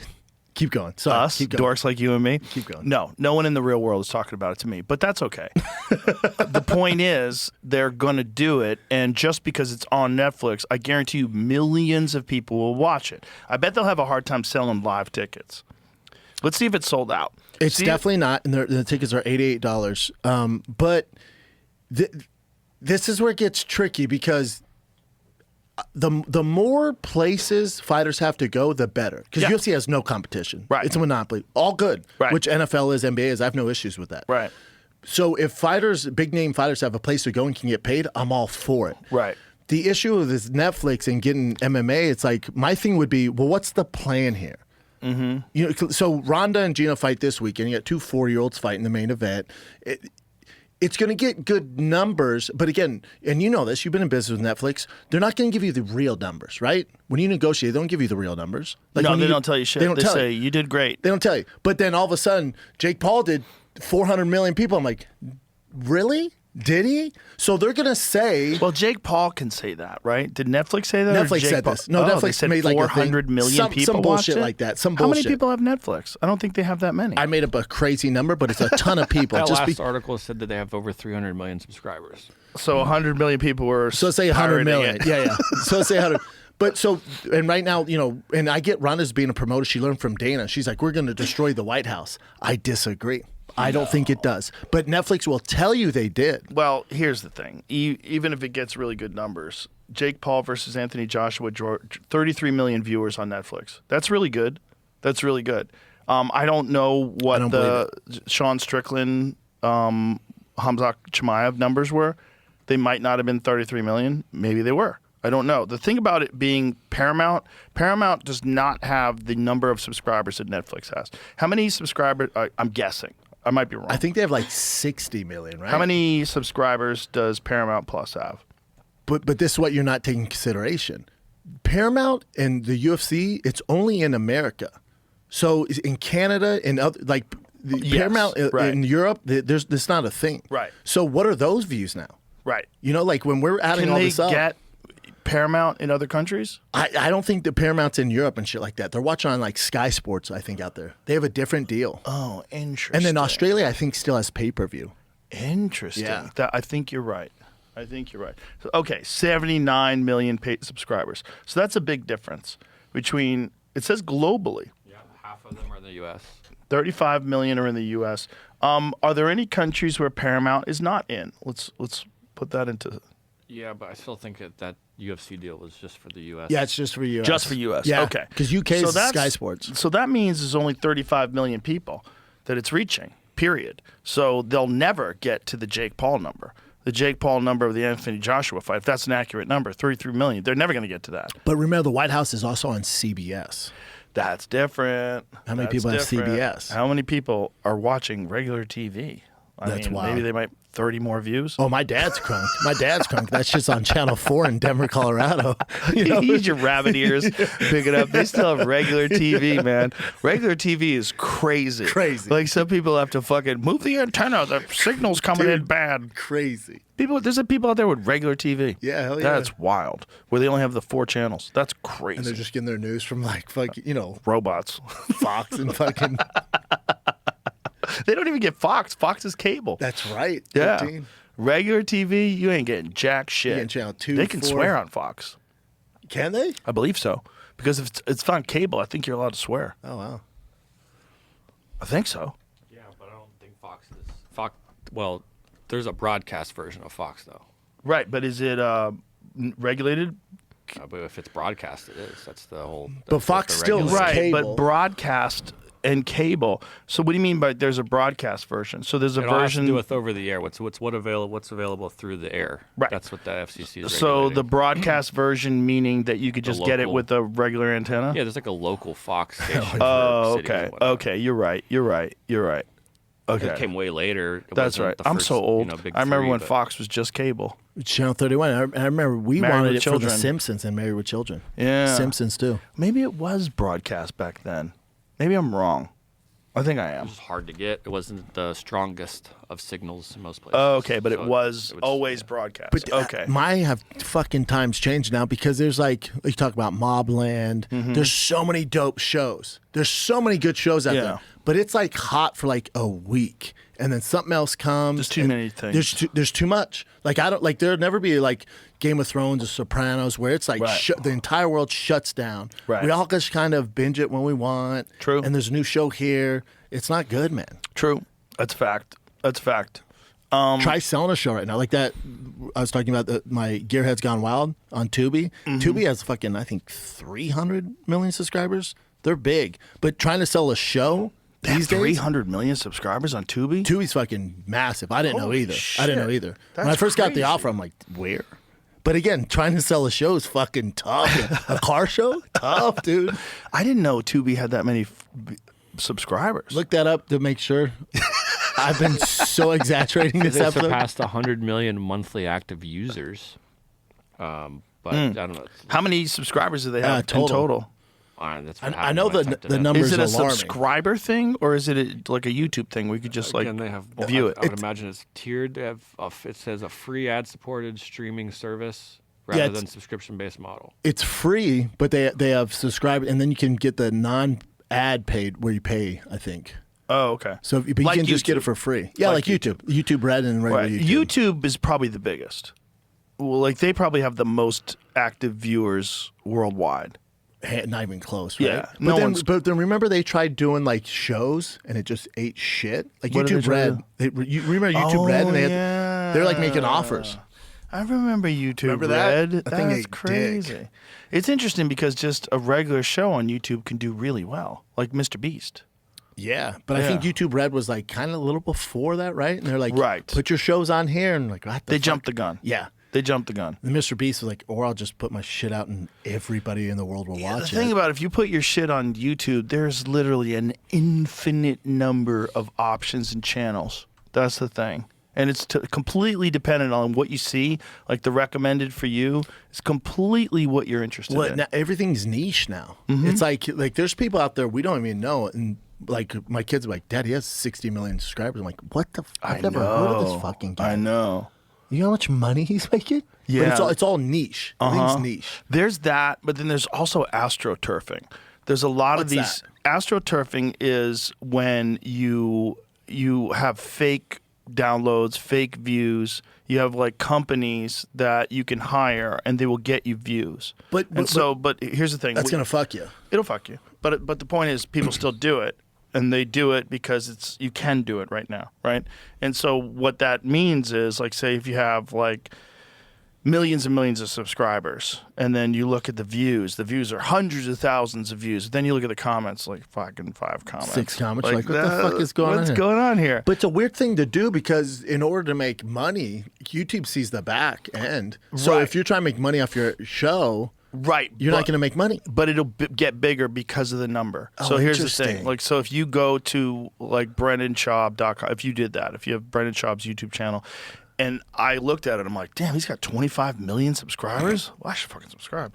People do that. They'll click on it, and they'll click on your views or your videos Because more they think often. they're like missing out. Like, clearly this guy's doing something right. Of course. It definitely, I'm not saying that's responsible for all the views that you'll get because of that, but it has an impact on how people see you. You look more legitimate. And if you're trying to develop sponsor deals or some sort of a brand endorsement deal, you're like, well, I've got 20 million subscribers on YouTube. Like, oh, this guy's big. That's this true. Guy's big. Yeah, it definitely But then they're does. like, but there's 3 comments. Well, there was scammers that were doing weird stuff in the early days of podcasts where they would rig things to exaggerate downloads. Back in the early days of audio only. Buddy. Yeah. Oh, yeah. And then someone yeah. came and regulated it. Exactly. But it's not like we were all in on it. No, like, no. It was someone who was running, because we're all kind of using the same audio thing. And I remember telling Brian, I'm like, dude, we got 30 million fucking audio. 30 mil, dude, this month. And then Tom's like, yeah, I got 60. I'm like, dude, we're crushing it. And then someone came in and was like, actually. Yeah. What it was doing was like every time someone clicked on it, it would count. So that like, I'm talking completely. If they out of started my and ass. stopped it, right? Yeah, It counted. counted over and That's over again right. as multiple listens. That's right. And I think they do that with other things too. Like, so you have to figure out like who the actual number of people. But people have been accused of making like you could pay to get Instagram accounts. You can get followers. There's companies that will get you followers. I don't know if it's legit or legal, but I know for a fact But that some doesn't people have Instagram done in that. the background, doesn't YouTube, don't they try to shut that shit down? They definitely deleted do. Millions of bots over the weekend. 100%. And I notice it sometimes. I'll notice it while I'll lose like 100,000. Yeah, I lost 100,000. Yeah, but Yeah. there are bots, 100%, and there's a ton of them, and they catch some of them. But some of them are more sophisticated in their approach, and then they adjust. So once they realize what gets them caught, you could run an AI program. Yeah. So if you run an AI program and you have like if you're in fucking Singapore or wherever you're at doing this, you could run an AI program that controls a bunch of different cell phones that has a bunch of different accounts, and you can have them even commenting on things. And you'll notice this sometimes. And they'll be programmed to comment positive or negative, and it seems like a fucking person, man. Wow. But you'll see that there's like a bunch of numbers after a couple of letters or a name like Bob 567254, and then you see like, God, I don't think Bob's a person.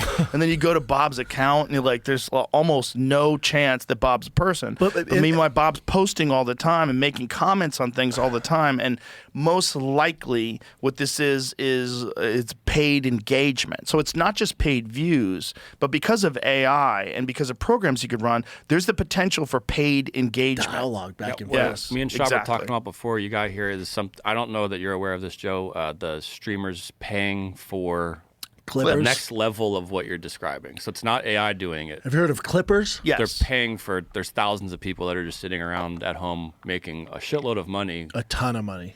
and they're posting. Because you'll think certain people are Yes. bigger than they are. Like, man, I see them everywhere. Right. It's like, that's all by design. And you can pay for that too. So that's probably legal, right? So no? I mean, No? why would it? Should it be? Right. I Is mean, it all depends on what are you doing? Are you getting money from it? Are you getting advertising revenue from Well, it? to your point, it's a false sense of fame. Because to your point with Arman, it's like, yeah, we know him and he's getting views online, but does that equal actual fans? I think it reinforces the fans that already love him. Yes. And a few people are going to hop on board. But as far as like your general casual that will They're not seeing it. tune in for a UFC fight card, no, not necessarily. But Not also, it's necessarily. also a younger demo, right? Like, you ever watched a stream? No. You're older than me. No, never Yeah. watched the stream. No, I had a talk with a streaming company the other day. I'm like, dude, what? Wait, you want me to 7 days a week turn on a camera and air my just Crazy. like breakfast and shit? Like hanging out with my Crazy. family? Well, the streaming thing is nuts, where people just live online. First of all, how bad is that for your back? And you're just ranting and raving and talking online all day. Can't be good. Yeah. But then, like, we love Rampage. Rampage does it making stupid money. Yeah, but, it's a good move for Rampage. He's not fighting anymore. Yeah. It's a good move. Makes sense. And he's got the Jackson podcast. That's doing well. It's good for him to diversify, do a bunch of different He's things. crushing out there. And he's also got a great personality, so He's great. He's perfect for it. Perfect Perfect. for that. But some people, it ain't their thing. Shouldn't be doing that. But streaming's like the biggest thing, yeah, Jamie? Yeah. I get me sound Yeah. old as fuck, but We're I don't, old. Yeah, Yeah. I don't. The only Also, thing that's live. it's like, what are you doing with your life? like I got things to do. I know. I can't sit in front of the camera for 5 hours a day. I don't understand how anybody does it. But also, is it that entertaining? Like, my life's not fucking lit They 24 talk a hours lot a of day. shit on camera, and then they watch a bunch of things and react to things. There's a lot of that. Like for a lot of them, like for our channel, there was a lot of people that were making a living just going on Twitch and these other channels, these other streaming Streaming your things, shit? streaming my show and commenting on it. Like reaction videos. Yeah, getting mad about things There's a we bunch of said yeah. and doing stuff, but they were I doing deal it with that. through they would play the whole show out. Oh. Yeah. That's illegal. Well, it was very shady. It was Dicey, very right? weird because they were commenting on it, but it was like your entire content was based on my content and your reaction to my content. Hmm. But it's weird. You're dunking on me or you're Yeah. pumping me up or whatever you're doing. Yeah. It's there was a lot of that going on, and so then there's a lot of people that are watching, whether it's Mr. Beast's show and commenting on that, or other shows and commenting on that. So they're watching stuff online. Someone will send them a video of a guy getting in a street fight. They comment on that. Yeah. And then it's they're reaction videos. and they're interacting with all these people that are in the they're comments. making money off of it. Yeah, and they're talking to these people Yeah. that are in the comments. It's like, weird. First of all, if you think that social media is bad for your mental health, Oh my god, dude! Yesterday I was driving down. I dropped my kids off, and I was going somewhere. I was going to this car shop. My truck's in the shop, and I was driving my father-in-law's car, and I see a high school bus, Lake Travis High School. I live right by Lake Travis. I see a Lake Travis High School bus pull up. I just look over. Every single kid staring at their on phone. their phone. Yep. Not talking to each other. No. Not saying it bummed me out so fucking bad. I know, it's You know the weird. fun we used to have on that bus? I know. And no one's talking to each other. I know. The bus is silent. I'm like, God, you guys are doing it wrong. Well, it's not I want to just jump they're on that doing bus it and be like, wrong. hey, listen, I know I'm the old dude. You guys are fucking up right now. Well, you're right, but it is also where human beings are headed. We're headed into this weird world of the digital world, and this is the first steps. These are the first steps we're taking by staring into a phone all day. But we know it's not good. Oh yeah, no, it's not good. So we're just going to continue to go down this Yep. shit road. You don't think there's anything we can do? Nope. People are addicted. They're 100% addicted to their phone. I don't see anything changing. I think if anything, it's going to get more invasive, and then it's probably who knows? Just guessing what the next technology is going to be. But as this technology moves forward, it's going to get more invasive. It's going to get more. You're going to interact with more people through whatever the fuck it is. However they're going to do it, whether it's going to be some new tech that lets you communicate with people with a headset and you're reading each other's minds, or whether you're hanging out together in augmented reality And or you don't virtual think reality. anybody's like, man, we're headed down a They're not terrible going road. to. No one's going to. They're going to keep doing Just it. too much money? No, it's just everyone's addicted, and everyone uses it for too many things. It's also a primary source of news and information. I get all my ideas about like how the world is working from social media. Not social media commentary, but social media stories. Well, someone will post like, this is going on in Iran, this is going on here. I get it off social media. I get it off of X. But you have to pick and choose in what you pay attention to, right? It's dicey. And you got to find people that are not full of shit and not click engagement, because there's a lot of just clickbait bullshit. Majority is. Yeah, there's a lot of that. But you also find breaking news, and you also find things that you wouldn't know about. You know, like certain stories and certain things that are happening in the news, and certain really crazy stories that are like, how am I not hearing about this? This should be fucking huge. But you don't think it's going to be like, and I know we have to use it, you don't think it's going to be kind of like cigarettes, like in the 60s where everyone was doing it, and then eventually the parents of those kids, I'm sorry, the children of those parents go, what the fuck? This is so bad for you? If it was a substance, I would agree. But it's addictive. But the problem, it is addictive, but the problem is it's all facets of your life. It is your calendar. It is your email. It is how you take pictures and all your memories. It is how you interact with a lot of people. There's a lot of people, I don't even have their phone numbers. They DM me. And I DM them, I have friendships with people that are just DM. So it's there's that. But that's basically the problem, is that it's a giant part of the world now, where cigarettes never really were. We're relying on it. Yeah, there was a bunch of people who didn't smoke. Even when people smoked cigarettes, like, let's look this up. Throw this into perplexity, young Jamie, please. During the height of smoking in the United States, what percentage of adults smoked? Let's guess. God, back in the day, whenever it was the nuttiest, like in the 50s or whatever. I think it was 50%. That'd be high, right? Crazy high. 30%? Crazy high. I was thinking like 33. But it might be higher. Because those old days, man, everybody had a cigarette in their hand. Johnny Carson show. Everyone. Yeah. You People smoke on walking on the planes? street, smoke on planes, smoke on buses, smoke on trains. Yeah. Everybody was walking down the street smoking. But what percentage of those people were doing it? Okay. 40 to Wow, that's 45. Wow. In the mid-1960s, the height of cigarette use in the U.S., roughly 40 to 45% of adults smoked, which works out to the order of 80 to 90 million adults. Wow. That's a shit ton. That's incredible. That's incredible. American Lung Association summary notes that adult smoking has fallen to from around 40 to 43% in 1965 to about 11 to 12% in 2022. I think it's back. I think people are smoking Really? again. I feel like it's lower. I think people are smoking. I see it a lot They now. just outlawed it in San Francisco, outside. That's hilarious. That's gay. That's San Francisco. That's gay. That makes The sense. San though. Francisco Yeah, it's tree. gay. Well, you hear what they're doing in the UK? If you were born before or after a certain date, you can't buy cigarettes when you turn 21. Just to stop people from... Exactly.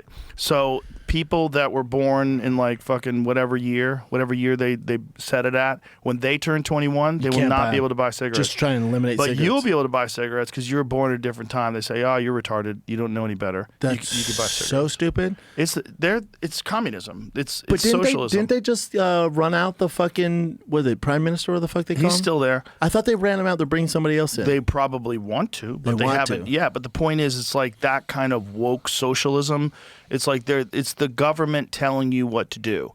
When I say communism, I don't mean like they take all your money, because they'll definitely do that eventually too. Yeah. But what they do is they tell you what you can say. Correct. They tell you what you can do. They tell you what medications you have to take. It's all socialized medicine.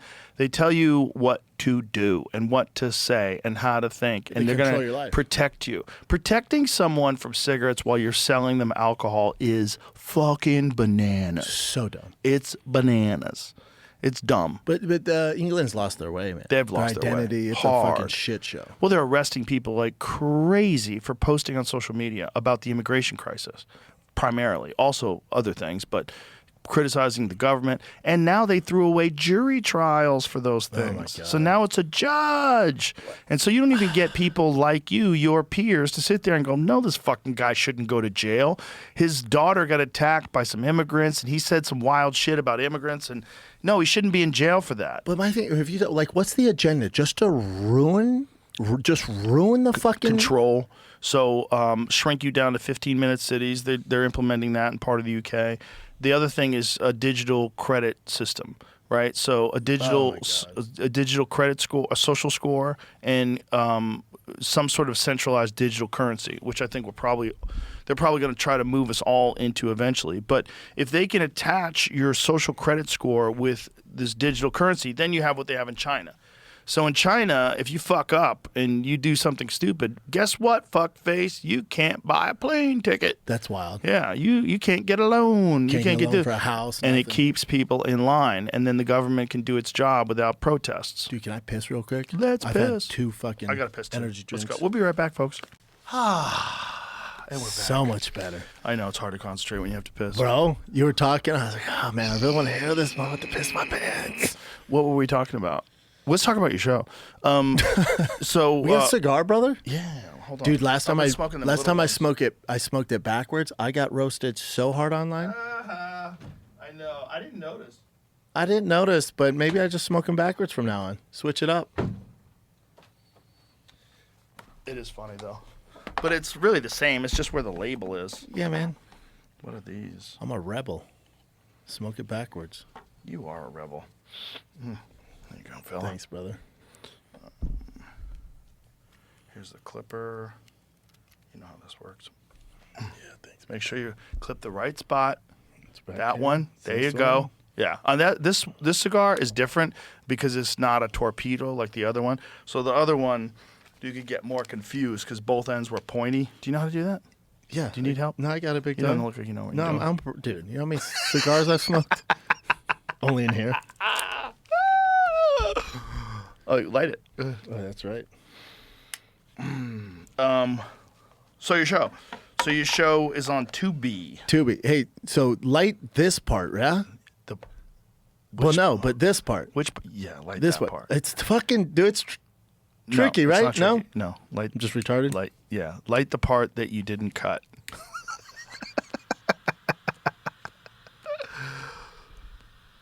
What is it called? What's your show called?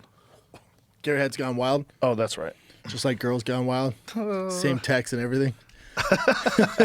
Is that a problem? No, hell no. That guy's, I think, in fucking on the lam in Mexico. I think we're good. Is he really? Was he hiding? Yeah, I think so. Didn't Either he- way, we're good. Didn't he get like kidnapped and they fucking He had some dicey sodomized him? shit. Yeah. It turned out pretty sad for him. Yeah, it's a car. I mean, it's shit we would be doing anyways, you know? And then they wanted to make a TV show out of it. So, like, I went to Calvo Vipers. He scared the nice. shit out of me. Calvo Vipers. I went to the biggest Porsche collection in Austin. I'm obsessed with Safari Porsches, man. Oh, you like those? God, I those can't get 'em. off-road ones? You know, I think Russell makes them. Russell, I forget the exact name, but Russell does it. I don't know what the fuck it is when it's an off-road like that. That just that vibe. I don't know what it is, dude. I fucking love them, man. Why do you love the I don't off-road know. ones? I don't know. Is there a dirt track where you could take a Porsche off-road car to? Oh, I'm sure. Where? I bet, especially in California, like Johnson Valley and all that shit. Oh, yeah. But out Yeah. here, there's places out here people have been hitting me up about. Right, but when you go off-roading, generally you're going off-roading with a truck where Yeah. you can bounce over rocks and shit. You can't really do that in an off-road Porsche. That's like more for those crazy mountain roads that are in the dirt. Yeah, that's a Jakar, right? Russell built fab. Ooh, that's dope looking. Dude, some dad had one at the that's a baseball game. 993? Yeah. Oh, wow. So they took a 993 and ooh, that's pretty. It's my favorite thing in the world. I don't know Wow. why. Look at the wheel wells. That's crazy. Wow. Perfect daily driver, too. Don't have to worry about You know what? scraping I have or a nothing. fucking problem with those extra front headlights that they stick on the hood. I do not like them. I think it fucks up the lines of the car. Agree. You could, because you could put those on that front there. I'll just take them On the off. What do you bumper. do? You Or drive take at 'em off. night in the Agree. dark? Shut Agree. the fuck up, bitch. Agree. Like, you ain't really off-road. I mean, you're off-roading, but you're not in the woods Oh, Joe, don't get it at twisted. nighttime. Like all my trucks, like I have that Ram 2500 AEV. That thing's never seen the dirt. Right, but that's different. just That's a looks like truck. it. That looks fine with Yeah. the extra lights on it and Yeah, shit. but a still. Porsche? I agree. I think it's like whenever I see those old 911s, like the 1972s, and they have those extra headlights on the hood, I'm like, ew. Yeah. What are you doing? Yeah. You're ruining the lines of one of the most beautiful creations. Like a bat set of fake tits. You're like, what are you doing? No, it's like extra fake tits. It's like like you've got two Total fake tits Recall. on your fucking yeah. you got some fucking collarbone tits. Like get those out of there. They don't belong there. More is not always better. And the shape of a Porsche, especially those long nose Classic. Porsches, oh, it's so beautiful. best. And when you have dumbass fucking headlights on the hood, like get It's just that- not meant to be. Yeah, get out of here. Yeah, I like different shit. I don't like. I agree. Those headlights do fuck up the lines. But like the other thing, I'm just into different shit. Like I like when they swap the LSs in the Porsches too. Oh yeah, that's dope. Yeah, just the sound. Whoa, whoa, whoa, that yeah. chop. Yeah. Yeah, I don't know. It's shit like that, man. I like those. A lot of people think that's heretics. That's like, oh my God, what you should go to jail for that. You Oh, put dude, a I brought up- water-cooled LS engine Bro. in a Porsche. Bro, this guy's like he's the head guy for Porsche driving. He's driving me around, and I go, man, you ever driven one of those LS Porsches? And he was like, what the fuck did you just say? And I'm like, you don't get down with those? He's like, fuck no. I'm like, yeah, those are gay. Those are so gay. No, they're awesome. Yeah, I just like different shit, man. Yeah, Rutledge Wood had one of those. He had one of those. What's the fucking Japanese cat that does the Y bodies? Oh, I know what you're talking about. I saw him. RWB. Yes. Yeah. Yeah. He had one of those with an LS in it. That's pretty sick. And there's companies that do that. Yeah. Yeah. They're sick. They're and so it cool. sounds incredible. It sounds like an American muscle car, but yet it's in a car that's like 2,000 pounds. Dude, and all I do is search Facebook Marketplace for RS swap Porsches. God, you can get some good deals because no one really wants them. You Isn't know? that crazy? Yeah. Because everybody wants the air cooled. Because the air cooled has that raspy. They are the best. It's a Air wild. cool's great. It's a wild sound. That air cooled sound is a wild sound. As I'm getting older too, it's like I've had trucks with 1,400 horsepower. I've had cars with 1,100 horsepower, and then if you just get an old school Porsche air cooled with 250 horsepower manual, So fun. it's all you need, dude. They're so fun. As you get older, you're like, oh, why am I chasing this fucking horsepower? Yeah, because it's just about driving enjoyment. It's not about you're not racing it.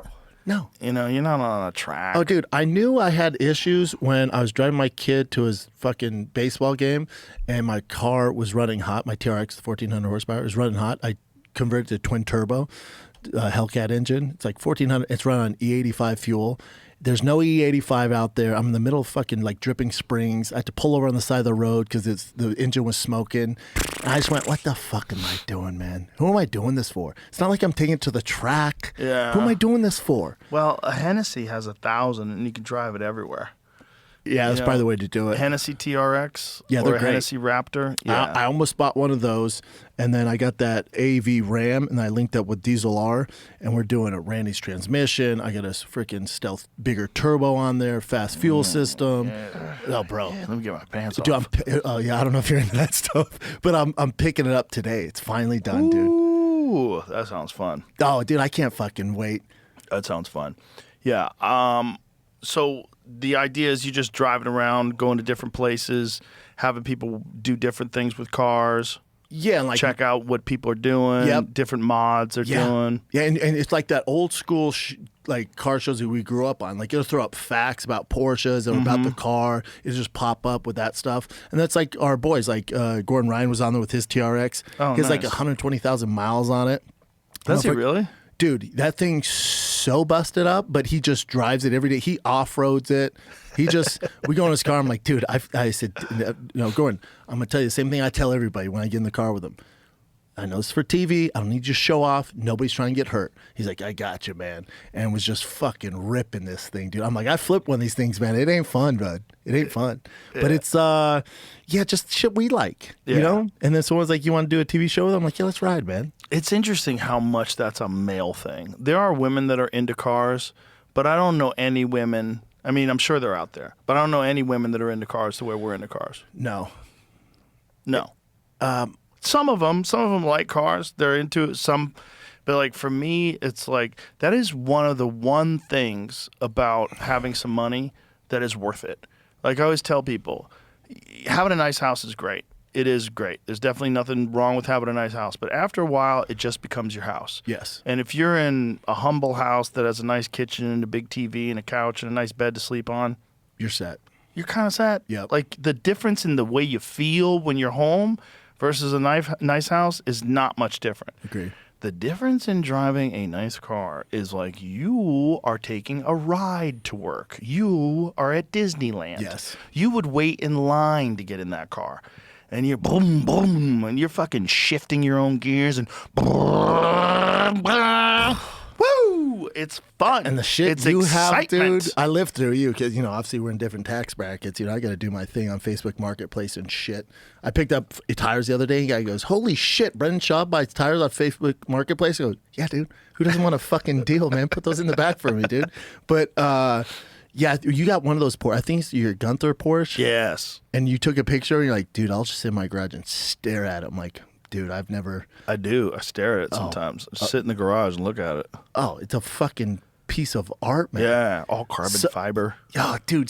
When I see like that type of Porsche, like the Gunther work, or I'll see a certain car, I'm just like, I can't even describe it's like, fuck, dude. Mm-hmm.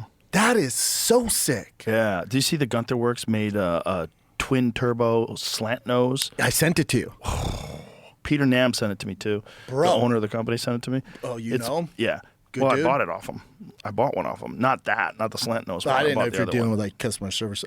No, I deal with Peter. He's awesome. But that's it. That car is insane. They raced that one dude. against a GT3 RS and it buried it. Buried the GT3 RS. Buried it. Yeah. They did some rolling race like from 30 miles an hour, and literally it just shot ahead like the other car was parked. 1,067 horsepower? It's nothing. It weighs nothing. What does it weigh? Please search what does the slant nose Gunther Works weigh, Well, because be their lighter than carbon the GT3. fiber, 100%. Their carbon fiber, 2,000 something. yeah. I bet it's about 2,400 pounds. 2,700. 27. So it's close. But the engine's power, probably though. super heavy. Well, I don't know if it's super heavy, but there's a lot of jazz in there. But what engine is it? The I think it's 4-liter twin turbo flat six. Yeah, and it's air cooled, which is so nuts. 1,000 horsepower flat six air cooled engine is crazy. Brother, and everyone, like you talk to anyone, like, I want 1,000 horsepower. You think you want 1,000 horsepower. Now, it's not like your ZRX, ZR1X. It's not like that. Like, if you buy it, or like at my Demon 170, if you From get it the factory. from the factory, you're Right. good. When you have a TRX or your Corvette, or, I've had other trucks, my Ford Lightning, if you're reaching 1,000 horsepower, buddy, you think you want those problems. You do not. Right. It's a fucking nightmare. And then also every week I was in the shop calling buddy, doing something. I'm like, this is exhausting. Well, this won't be like that. Like the Gunther Works ones are reliable. I've Different never had story. a problem. No, those are great. But the question is, does that have any traction control? Hopefully not. Like, Jamie, could you please look up whether or not these new Gunther Works Porsches have traction control? Is I don't Gunther's- know how they can do that now. I know Oh, that yeah, they can do it. There's like a computer thing that you could buy. Is Gunther's in California? Where are they at? I believe so. Yeah, I'm 99% sure they Dude, if were you in should connect with California. him, because I'd love to do an episode with him. A wooden shift knob pays tribute to the Porsche's motorsport heritage. Modern electronics like motorsports grade ABS and traction control. Oh, okay. Well, that's good. It's nice that it has ABS too. That's dope. That's You're really gonna dope. need it. You're going. You got Fuck yeah, you're 1,000. gonna need it. But see if you can find the race between the GT3 RS and the slant nose, bro. It is hilarious. That's crazy. And the sound it makes is orgasmic. It's I can't imagine how much that thing is. wonderful. Oh, it's got to be $1 million. Yeah. Yeah. Here's my problem with Porsche. Is even 20 years ago when my very first car I bought when I had money, I got it from podcast. This is 15 years ago. I bought just your base 911. Went to the Porsche dealer, bought a base 911. I could afford it. It was, I don't know, 80 grand. Now Porsche has become, it's almost like what Ferrari was 10 years ago, where just the base Porsche is so expensive, man. It's pricing out their market. So now it's become, and we've been on Porsche for how long? Like we've always talked about Forever. Porsches. Forever. It's our shit.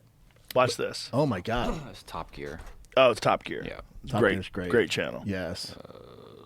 So these guys, they do a rolling start. I guess they did a rolling start because they didn't want to dump the clutch on this $1 million car. Way safer But to do watch it that this. way. Watch this. When they get to 30. And Look at that interior, dude. Watch this. turbo Go. boost. Whoa, flares, off we go. Wow. Bro. It's not even fucking close. It's not even close. It's not even close. That's insane. And the GT3 RS is a fast car. Fast motherfucking car. But this was not his car. Obviously, this is, someone else's car that they're letting him test. And so whoever bought that car and spent $1 million on it. How much did they cost? 1.2. $1.2 million. Yeah, again, that's my only issue with Porsche now is because if you want a GT3 RS, they're so expensive now, man. It's like, Well, people flip them. Oh, There's yeah. a lot of people flipping Oh, them yeah. because they're really hard to get, too. yeah. It's just A lot of just- demand for Yeah, them. it's tough. Yeah, Where well- back in the day, you could, even if you're a Porsche, you could start somewhere and you'd be okay. And now it's almost like Ferrari, where it's unattainable for a lot of people. Well, you know what a lot of people are doing? 1.6. What's- It's $400,000 more. It's 1.6 million. That car is? Yeah. 1.6 is crazy. Worth every penny. If you got that loot. If you got that loop, please buy it. One of the things that people are doing is taking that lighter weight Porsche 911T, Yes. you know the T? Yep. And they're taking that and juicing it up to like 700 plus horsepower and, putting some mods on it. Now you're talking my language. Yeah, because you can do that for way less than it would cost you to buy a twin turbo. Yeah. And you're getting the same kind of speed, but you're also getting rear wheel drive. Yep. And you You can know? get them for pretty. I don't want to say cheap, but cheaper. Cheaper, Like yeah. it's It's not so cheap. tough, man, to get some of those. Like the GT3 RSs, you got to be allocated, or it's like 150 over markup. Like it's tough these days in the Porsche business. They're crushing it. It's good for them. Right. But again, for like my kids, hopefully they're fortunate enough where they're making good money. But it's gonna be really tough to get into Porsche, man. It's just it's Yeah. the different. The Porsche has become the marquee car when back in the day it wasn't that. It Yeah. wasn't. No, it used to be much more affordable.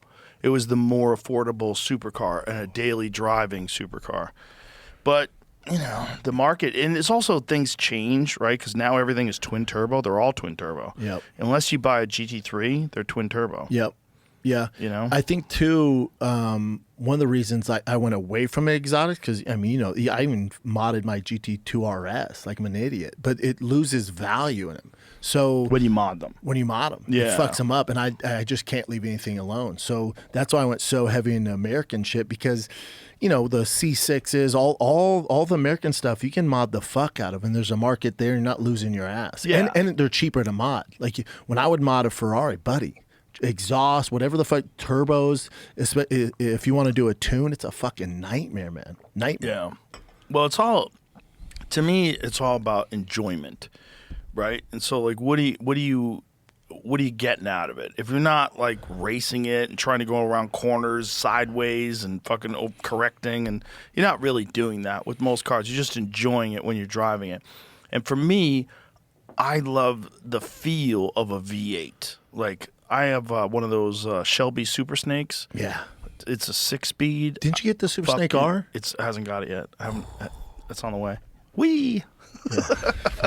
I fucking love that car because it's a modern muscle car. Driving it is like driving an old school muscle car, but it's all modern and it's perfect. Starts every time. Interior's Love great. that car. And it's just the fun of just driving normal speed. just normal speed, just driving to Yeah. work, not speeding, just brrrr, brrrr. You feel like you're doing something fun. And It's do you get exciting. that same excitement in your ZR1X? No. No, it's not the same. The ZR1X is on another planet. It's a spaceship. I mean, it's the most capable car I've ever driven by far. Like when I took the ZR1 around the racetrack, we drove it around Coda. I was like, this thing is crazy. Crazy. It's so fast and it handles so well and it gives you so much confidence. But it's different when you're not shifting your own gears. You're not using the clutch. It's all about that. The driving experience is about engagement, and if you're not using a manual, you're missing. You're going to have fun. Don't get me wrong. You get a Corvette, you're going to have a lot of fun. For It's sure. a great car. But shifting your own, they finally started making a manual transmission for the C8. Really? Yeah, so it's not. Is the Grand Sport coming in manual? I don't think it's going to be offered by Corvette. I don't know if they are in can the future, swap it in. but you can buy one now. So see what the company is that does that. But it's a famous transmission company Yeah, who knows that's what they're making doing. a C8 manual transmission. And everybody saw that and were like, oh. Because that's the only knock I've heard on like actual car guys with ZR1X. They go, fast as fuck, it's great, but it's kind of doing it for you. Like the drive's different. Like it's so... It's a spaceship. It's It's a spaceship. It's You're, spaceship. you're Luke Skywalker. Yes.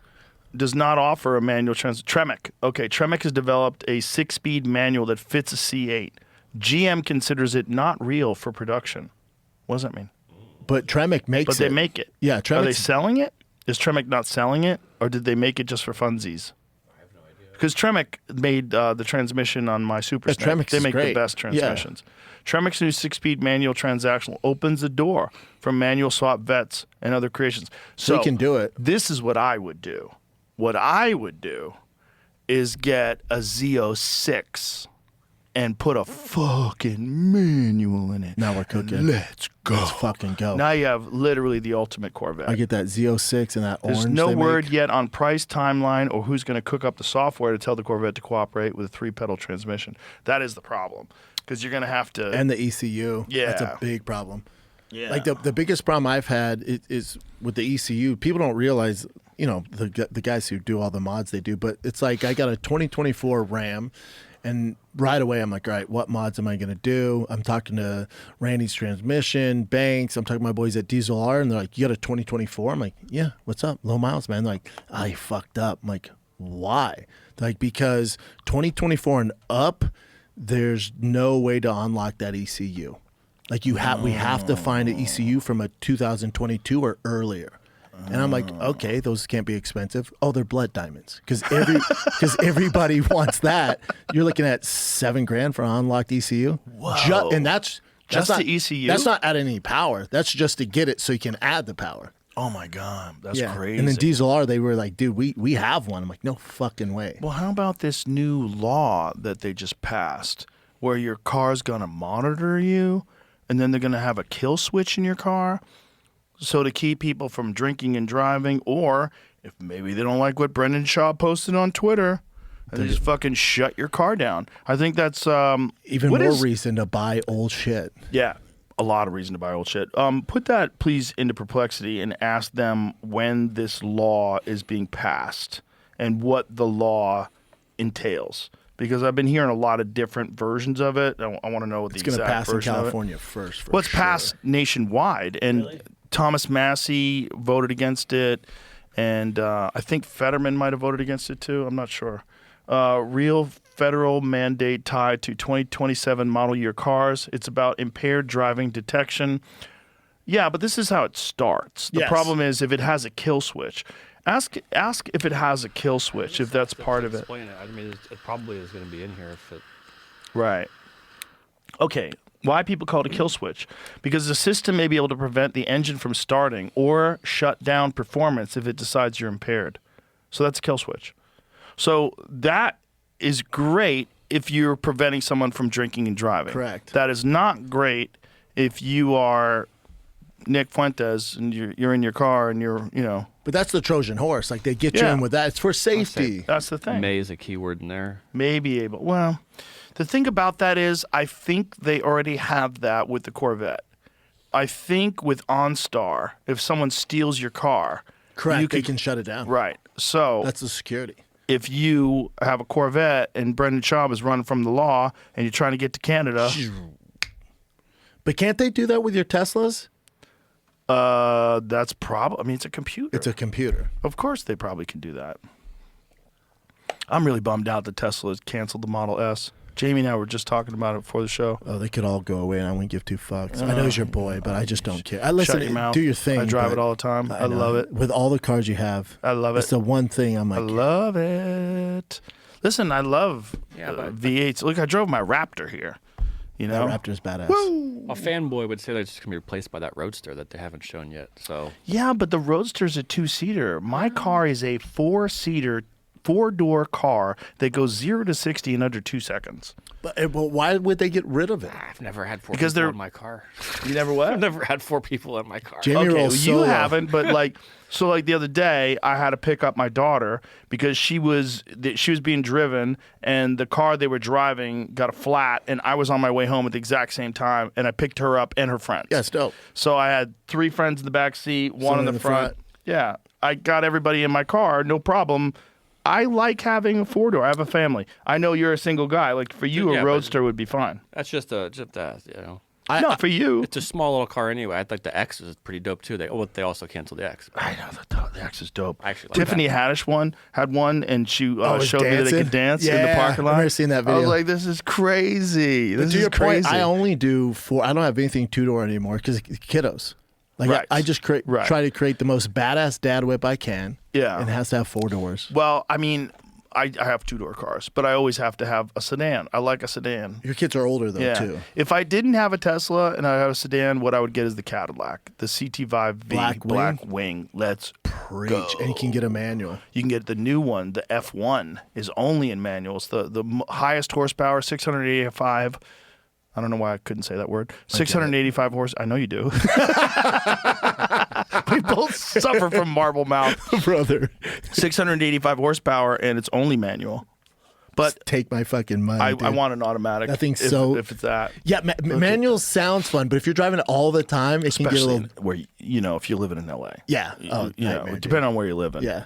Jamie, Yeah. that could be you, bud. Like we were just in New Jersey, bro. That's you, Jamie. I'm not saying it's a bad car. I'm just like I'm gonna drive it 10 miles a day. It does. Yeah, it's an but- awesome 10 miles. But No, it's not. dude. The feeling in that car with the torque and the sound of the engine. Can't go anywhere on 35 Listen to in traffic. Give me some fucking volume and Jamie's being let's too hear this negative. driving. One in this car. Yeah, What well, makes this Jamie's car not so special really is a that This car will guy. be very, very I drive it to the golf course, but like Yeah. it's once a week. Yeah, How but much the better you play? sound, the sound. Look at that fucking You're thing on with the all the grid. carbon around it. Right. Let me hear it How we drive. can Let take me that hear it drive. performance, Sir, just drive. punch Here it it out. is. Drive it, bitch. Or Let's go. No, how the we're engine talking the whole reacts time. to We'll that find another and video. is Oh, why would they do this to me? Why would you have a video of this and not have Yeah, you want to sell cars play or not? it for me, please? Here it is. this Just isn't- that's not just the F1 though, just click but- that though. That's the black. Oh, one. there we go. Give me- Oh, my dick just got hard. And we can spice that up, Jamie. You sent it to me for a day, Bubba. That's fine. The way it comes from the factory's fine. Nah, I got You don't this have to just do a mufflers, damn son. thing. Nah, so I know we're in you can Texas. get it really loud, but the thing is, just that alone. There we go. Come on, dog. Yeah. All right. I mean, it's not bad. Yeah. He's in. Yes. Dude, you don't understand. Oh, cammed It up, is- baby. I feel. Oh, that's a cammed up one. That one's nuts. That's that what one's you want. nuts. Oh, there's a lot of mods. Dudes jack those up above 1,000 all the time. right. Oh, that's gonna get robbed out here then. No, What are you Bubba. talking about? No, come on. We're in, Texas. What are you talking No. about? Like, Where are you we're parking? doing shit, you going to the ghetto to buy Yeah, crack? I don't drive anywhere. So Where's I he don't- going? come on. Where's he dude. going? He's I don't buying need crack. it then. You Are live in a buying nice crack? place. it. Are you buying crack? She got No, covered but people parking. go You after don't cars. need it, but it's fun. I just think a Gone in 60 Seconds, when you've got a dope car and people know you've got a dope car and you're seen driving that dope car, they're going to follow you in that dope. With our friend, he got followed. What's wrong with you, Jamie? Oh, Coleon? Yeah, Yeah. shit's going to happen. I but don't he's need in that. Dallas. That's going to have fucking dope Tesla. He was in Nobody- Dallas buying tacos at 3 in the There's a morning. million Teslas all over the Bro, place. I drive. And he's got a Ferrari. I drive Ferrari crazy is shit. different than a This is- Cadillac. You I've guys never are had making it. this Have one you had sound any sweet. issues? I've never, especially out here. No, you can catch an issue every now and then, but the thing about Texas is everybody's armed. Like, you can't just roll up on someone and try to take their car. You're risking your fucking life. It happened on 5th Street, a block away from the club, Bro, not too long ago. Yeah, Someone you're got downtown. carjacked? Yeah, right in front Well, of Eddie dudes, V's. people get carjacked in every city. That's a fact. That's Not why where I I'm just, live. I It don't does like happen. having targets. Not where I live. It's Come an on to extra this. target, I don't Come need come on Okay. over to the burbs, dude. So you think if you have like one of them Cybertruck, so supposedly Cybertruck is coming out with an SUV. Maybe. Yeah, I don't know. Allegedly. Could be cool. Elon won't tell me. He won't tell me shit. He knows He I won't got a- tell you? I got a big fucking There's mouth. rumors online. People have showed things, but like we don't really know. What have they? What have they showed? Potential, like it looks a little bit like the mix between an X and a Cybertruck. See, that would be a smart move for them to make a Cybertruck that's an SUV. It's a smart move because you already have the shape.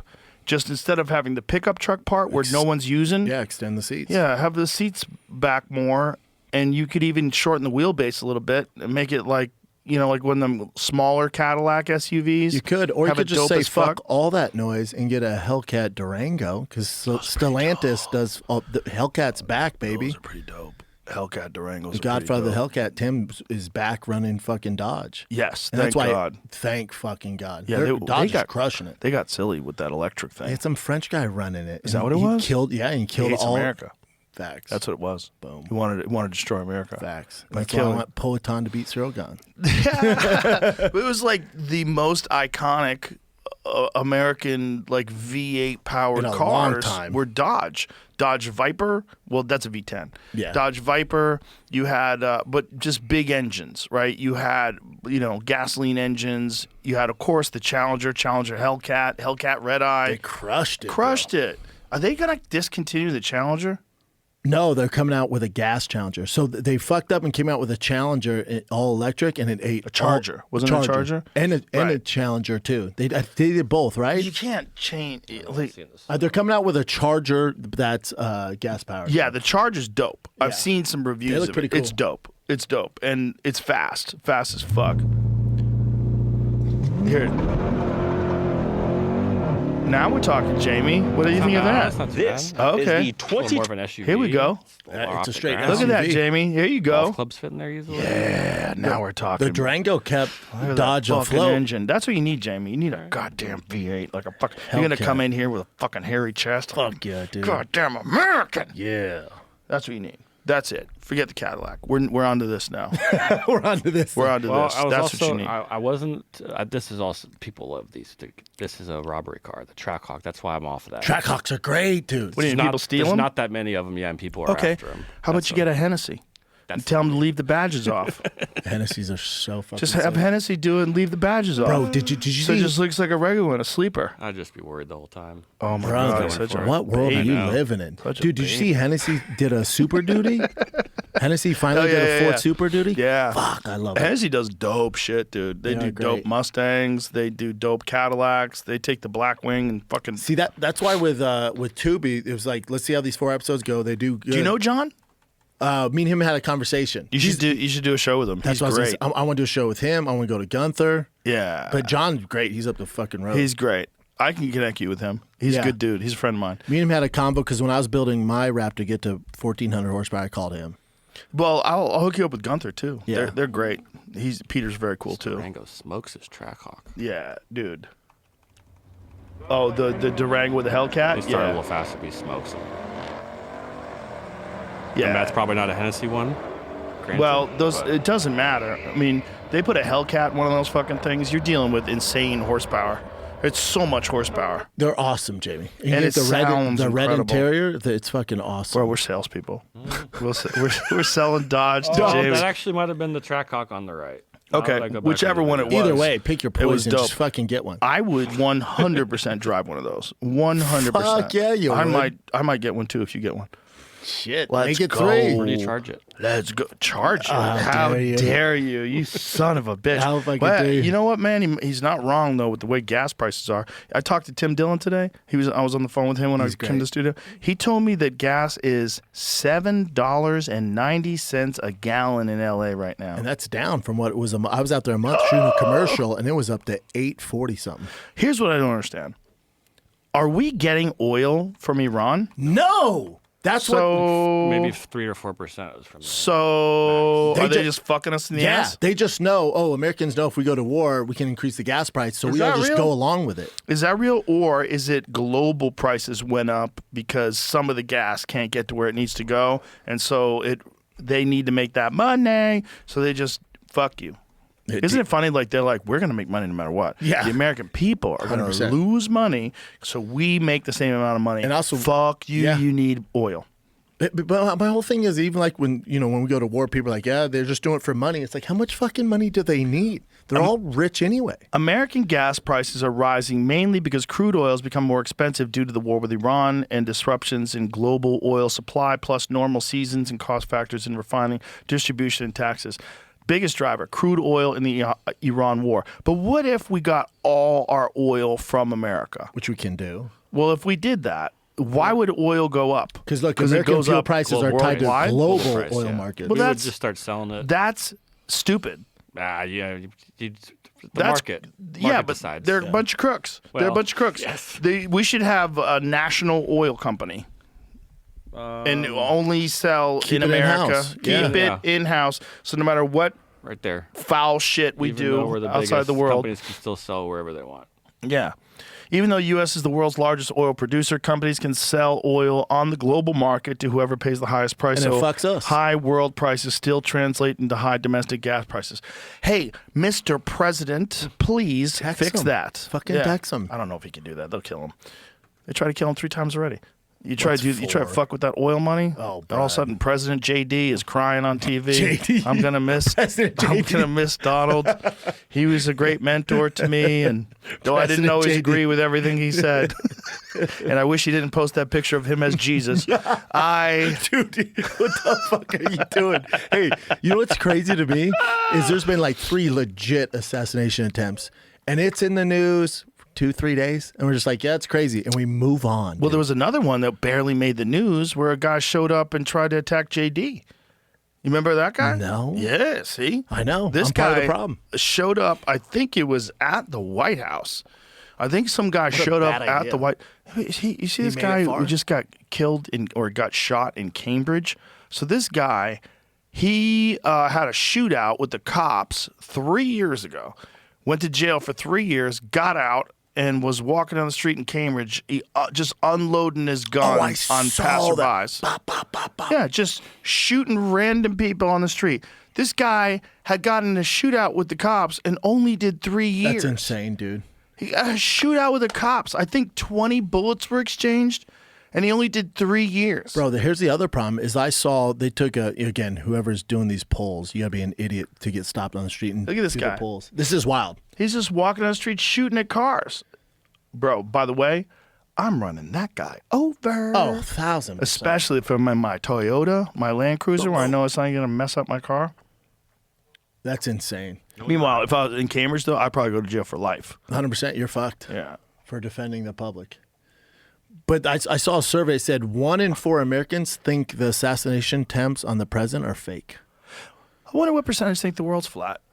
1 in 4. Yeah, the people that thought that the Butler, Pennsylvania one was staged don't know anything about guns. That's a fact. I don't know anybody who knows anything about guns that thinks that the president would let some guy nick his ear with a bullet. So dumb. So dumb. That is, and the guy behind him, the firefighter who lost his life, that guy got shot by a bullet that was intended for Trump. And then there's a photo of a bullet whizzing by his face. Anybody that thinks that that's staged is out of their fucking mind. Or the guy that the correspondence dinner who rushed in. Yeah. They think that's fake. And it's like, hold on. So you think this guy who's a teacher, educated, clearly kind of had his shit together, threw away his life? Well, Tim Burchett, who I had on the podcast, the congressman, Yeah. he thinks that guy was like some sort of an MK Ultra type deal. And he says he thinks they still do that. He thinks someone's still doing that. I've always thought that. I'm Yeah. not trying to steal. I'm sure he has way better points than me. But if they did MK Ultra all those years ago, when you go through the list of Charles Manson, the Unabomber, you think it stopped, Right. And you don't think they've gotten better with it. Exactly. So you just think they're like, oh, okay, the public knows we're going to shut this down. No, dude. Yeah. They expand on it. It gets better and better and better. For sure, they're still doing that. And that could have been Thomas Crooks, too, the guy who tried to shoot Trump in Butler, Pennsylvania. Yep. That one was weird as fuck. That one's so weird because that guy's house was professionally scrubbed. He didn't even have silverware there. He had no online activity. He had no social media. Ties. BlackRock ties. And have you heard anything about him? Nope. Gone. How weird is that, dude? Vanished like Kaiser What about the Soze. Charlie Kirk guy? What about Right. the guy who killed Charlie? Right. There's We haven't heard nothing. one interview with Is that him. not weird, dude? It's super weird. Nearly 1/3 of Americans, 30%, believe that at least 30%, at least one of the 3 attempts on Donald President's life over the last 2 years were staged. Wow. Averaging 54%. For each attempted assassination, a majority of Americans said either that it was staged or that they were not sure. 54% said they either thought it was staged or not sure. And that's the problem. Only 38% of Americans believe all 3 assassination attempts were authentic. This is TikTok. It's fucking ruining That's people's the problem. brains. That's the fucking problem. Rotting their fucking brains out from inside their heads. I know. It's not good, dude. Meanwhile, you go on Chinese TikTok, it's all like traditional dance and martial they arts. built it. Science projects. Yeah. Yeah. It shuts down for kids after 10 p.m. Yeah. And like Americans, have fun. Yeah, they Go are. rot your brains. They're doing such a great job. Crushing And then they sold it, right? So they sold it to that American company, and they're just going to continue doing what the Chinese did and make the most amount of money, which is rotting people's brains out. Don't give a fuck. Wouldn't it be dope if this American company that bought it said, hey, there's clearly a problem with how things are emphasized and what your algorithm shows you, and what we're going to do is promote like exceptional people doing exceptional things. Don't you think they would get more users? Because as a dad, I'd be like, okay, you guys can have TikTok. There's some rules there. It's an educational thing. Now, not a fucking chance, dude. No, it wouldn't get more. It would. Everyone would go right over to Instagram, which is like Instagram's all assassinations. What if they did across the board? You would have to have no one cross that picket line, and they all would, because people are addicted to watching fucked up street fights and crazy things now. Like my algorithm is all like people fighting in parking lots, and there's so much of that. Man, mine's just trucks, cars, and fucking fights. On Instagram? Yeah. So my problem is me and Segura every day send each other the worst thing what we find online. I don't want to start my day like that. I don't. And I don't either. I don't either. I don't either, but it's too late. But that's the only time I'm going to Instagram now. The only time, and then I'll check my DMs. Yeah, you've kind of gotten off of occasionally. it, right? Yeah, it's just so much better. You feel so much better. I go in occasionally and check Twitter to see what the news is, like what's trending, what's But you're happening. not like reading the comments and all No, that no, shit no. or mentions? And I don't even go into the news feed, because I used to go into the news feed, but everything else, I find things about me all the time. Like, I don't want to hear what a douchebag I am. that's a bummer. Like, come on. Yeah. I'm not here for that. I know, it sucks. But it's so I can't avoid people getting mad at me or even saying nice things about me. I don't want to read that. No. I think what's better is I go to the trending stuff and find out what the news is. Yeah. So then I'll click on like, what the fuck is going on? And I'll check that out. Like that's how I found out about this guy with the gun. And you feel so much better, right? Way better. And- But I'm also more often than not now not going there for my news, and I've kind of curated my Google news feed Smart. to be much more interested. Like I get more stories, and it'll show me stories from X. Yeah. So then I can decide whether or not I want to actually open up X That's cool. to read the story. And did you stop drinking too? I did, and then I went back. I'm back. How back are you? Not back crazy, but I'll have a couple of drinks every now and then. All right, I haven't gotten drunk since I've been back. Dude, I've but been had a sober couple of over drinks. 2 years now. That's nuts. Almost 3. Feel good? Feel great. Never been in better shape. Yeah, it's I feel fucking It's awesome. definitely better for you. But I do like a glass of wine or two with dinner, and I do like a drink or two with the boys when we're at the club every now and Yeah. then. But I was doing it too much. Me too. And then I recognized, and so I stopped. Yeah, it wasn't benefiting me. And then also, I have addictive personality. Like if I do something, I got to be all in. Like on cars, like literally one day I woke up, I'm like, I don't need 11 cars. And half of them are trucks and they're all the same. It's just like when I get into something, I get so into it. Now, but as I'm getting older, I'm getting better at checking myself. Good. That's good. Getting better at that is very important to managing your life. It's really important. It's growing up. Well, it's also just realizing that there's some addictions that are just not beneficial at all, Yep. and then other ones that are really beneficial. So just get addicted to doing things that are good for you. Yeah. Facts. But that's the problem is that a lot of people can't regulate their addictions well. They're just not good at it, and so they just get gets caught out of up, hand. and it could be anything. Oh, you know? yeah, dude, preach. That's me. Yeah, That's but it's so many also issues. that same thing is what causes people to get good at stuff, Correct. which is weird. You know, like if you show me a dude who can't get addicted to anything, like there's not one thing that is taking up too much of your time, I probably can't hang out Correct. with you. And it's not good. Yeah, not good. Yeah, because that same obsession is what got me to the UFC or football. Exactly. Yeah. Exactly. Like being all in on something, I think, is that's where obsession can lead. The scary one for me, I think, not for me personally, but when I see it, is gambling. Super scary. Because I see people that are really rich, not just Dana, but other people that I know that are really rich that gamble big numbers.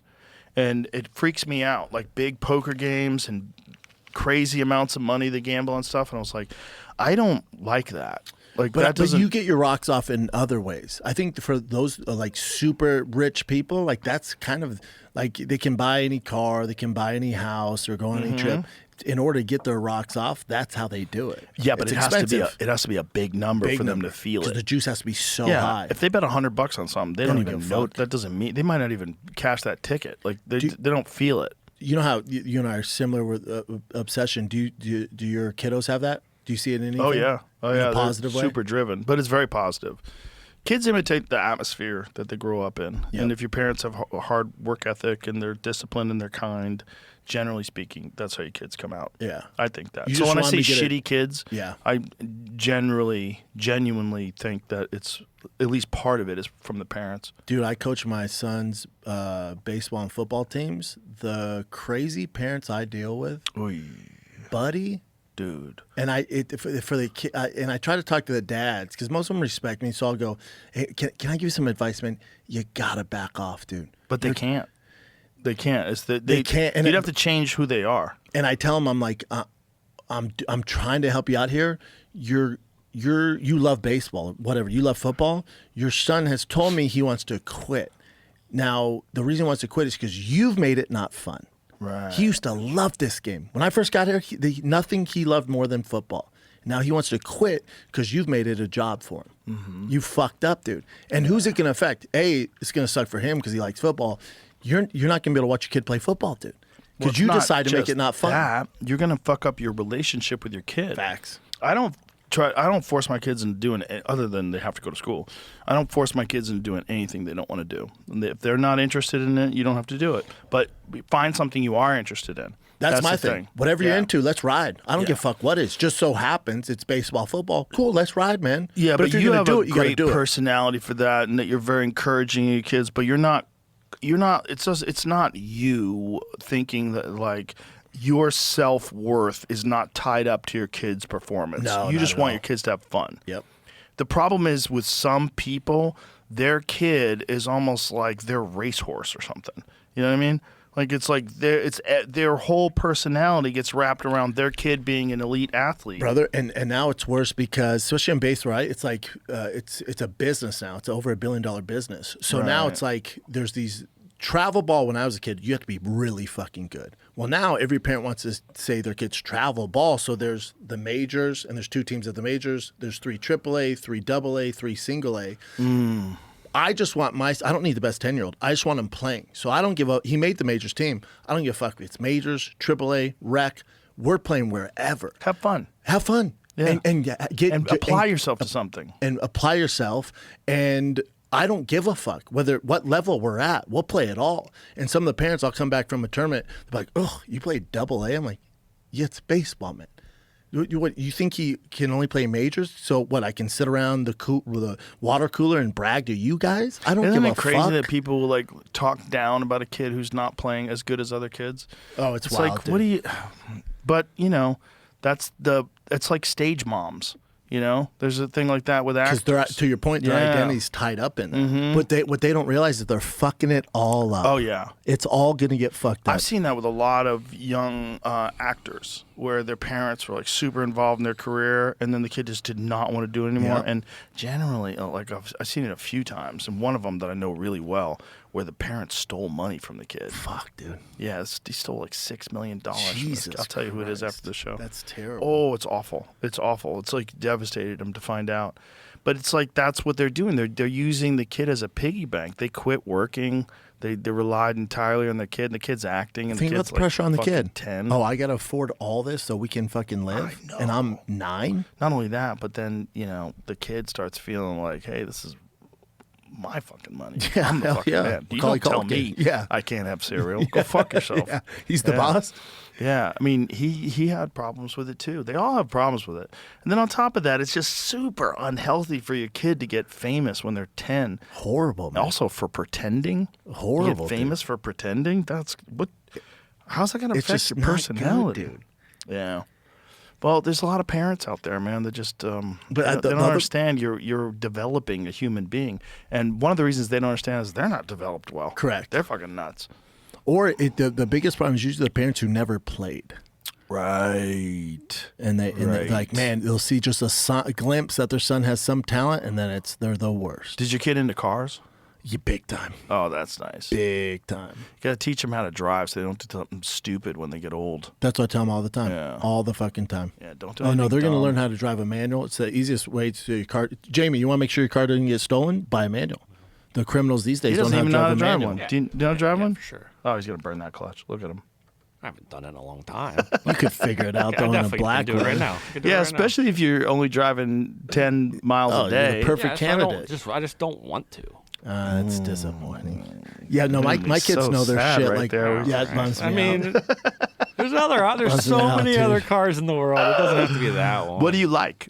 I'm not driving anywhere. We I know you like driving on Trackhawks. the racetrack. Okay. But let's just put all that aside. What cars do you look at and you go, ooh, I like that? Or do you look at a car that you like and go, that's a target? No, if it's one I like, it ends up honestly being like an X6, somewhere in that range, X5, X6, BMW? AMG, GLE, Okay. Now we're like talking. that. I don't know. Yeah, there's somewhere in there. Those are I'll tell you dope what, looking. whoever made the new grills on the BMW should be dick slapped into the hospital. Like, he should, like, what the fuck did you do to one of the most iconic grills in the hit, like the M4s? Like, blah. Yeah. What did you do? They're just trying to switch it up, and they miss. But they who fucking let miss. that go through? Who Bring that up, greenlit Jamie? that? The only one that looks good or looks decent is the 7 Series. There's something about the proportions of the 7 Series with that big grill. It doesn't bother me. That M2's fucking tasty too, though. Okay, that's dope. Those things can but cook. They didn't get it goofy with the grills. Talking in the about that one, yeah, right? come Yeah. the fuck on with that. They've sort of fixed it as time's gone by, but it's still got a big gap like that. That's yeah, I don't like it. The earlier ones were the grossest ones. But look at that right there. With Which the one? lower, 2020? I'm sorry, that one's good, but the left one, the white one, the white white one. To the, yeah, that's it. Look at that's perfect. That's perfect. Yeah, it's pretty. That's perfect. Do you still have the M5? No, but I do have the E46 M3, Oh yeah, those are cool. the 2005. Yeah, those that are one's fucking awesome. That one's fucking great. That is literally a perfect car. That's a great car. Like that one. That one's gross. That grill, the lower right one, the bronze color one, blech. Yeah, my brother has that new Yuck. M2 manual, and that thing fucking Oh, M2s are That's amazing. cool. Those are amazing. BMW, to their credit, is still making manual transmissions. awful. Which is, It's a little better. do they make a manual in the M5? They don't, right? I don't think so. I think the M5 is only. Does it make a manual? The M5s are so heavy now. That's their issue. Yeah, it's like manual's not the first thing coming up. Yeah, I don't think they make it a manual transmission anymore. See if it says manual transmission. That one's automatic. That's Yeah, I think they make the M4 manual. Yeah. Oh, 6-speed. But that's the E60 V10. That's an old one. Yep. Those are dope. The V10s are cool. V10 sound amazing. Yeah. They sound amazing. My E46 is not that fast. There it is. That's old. Yeah. Yeah. So those are the last ones they made in the manual. But my E46 is small. That's what you want. Doesn't Light. weigh a lot. It Yep. handles really good. It's got hydraulic steering, manual transmission, and it's a Dynon, so it has a supercharger on it. So it's a little faster. So it's like 400 something horsepower. But Monster. dude, it's just fun. You feel it while you're driving it. And they look Said fucking something awesome. weird, and I was trying to track that said that they got 2 of them that were, unless there's only 2 vehicles here. What does it say? It might be just not an American thing. Does that make sense? No, those are old. No, I know. I'll show you what I saw. That they. So put in 2026 BMW M5 manual. I just saw that. We got 2 versions of the BMW M5 with a manual that the rest of the world missed out on. That's what I saw and was clicking on. When does that though? If you click on it, So I that's think 2025. right, but I yeah. think they're talking about old cars. Yeah, I think so, I think they're doing a history. But BMW still has because it says 2 versions. They're talking about Yeah. older cars. BMW still has great interiors too. Oh, yeah. Some manufacturers still fucking do it right. BMW does it right. They're really good. It's a solid car. The new M5, even if it isn't a manual, is a fucking screamer of a car. They're monsters. Yeah, but they Just have to make heavy them now. hybrids now. I know, it's because kinda of gay. all the fucking environmental. Did you see shit. Trump got rid of the engines, the engine start? You know how when you stop, Oh yeah, he got rid of that. that's good. Yeah. I don't like Drives that. me nuts. And I don't like that. In some cars, I have to press the "Don't do that" at I know. every red light. I Don't do fucking that. hate it. I Don't know. do that. Hate it. Hate it. Drives me fucking Stupid. nuts. You're not saving anything. All you're doing is cooking my starter. Yeah. Because the starter's got to start. How crazy that 50 Trump was times like, I'm getting more. rid of that. I've been So annoying. parking next to one of these. Ooh, Dangerous is that a to park next to. Maserati? Yeah, it's sick. Ooh, boy. Those are cool. In person, they're really nice. Yeah. Ooh, Those are dope. That's a beautiful car. Why don't you get one of them, Jamie? Well, What's up? I don't know. I He's just worried had about the I attention. just had a tire problem before I didn't go that far. Those Model S tires just like fell apart after 10,000 miles.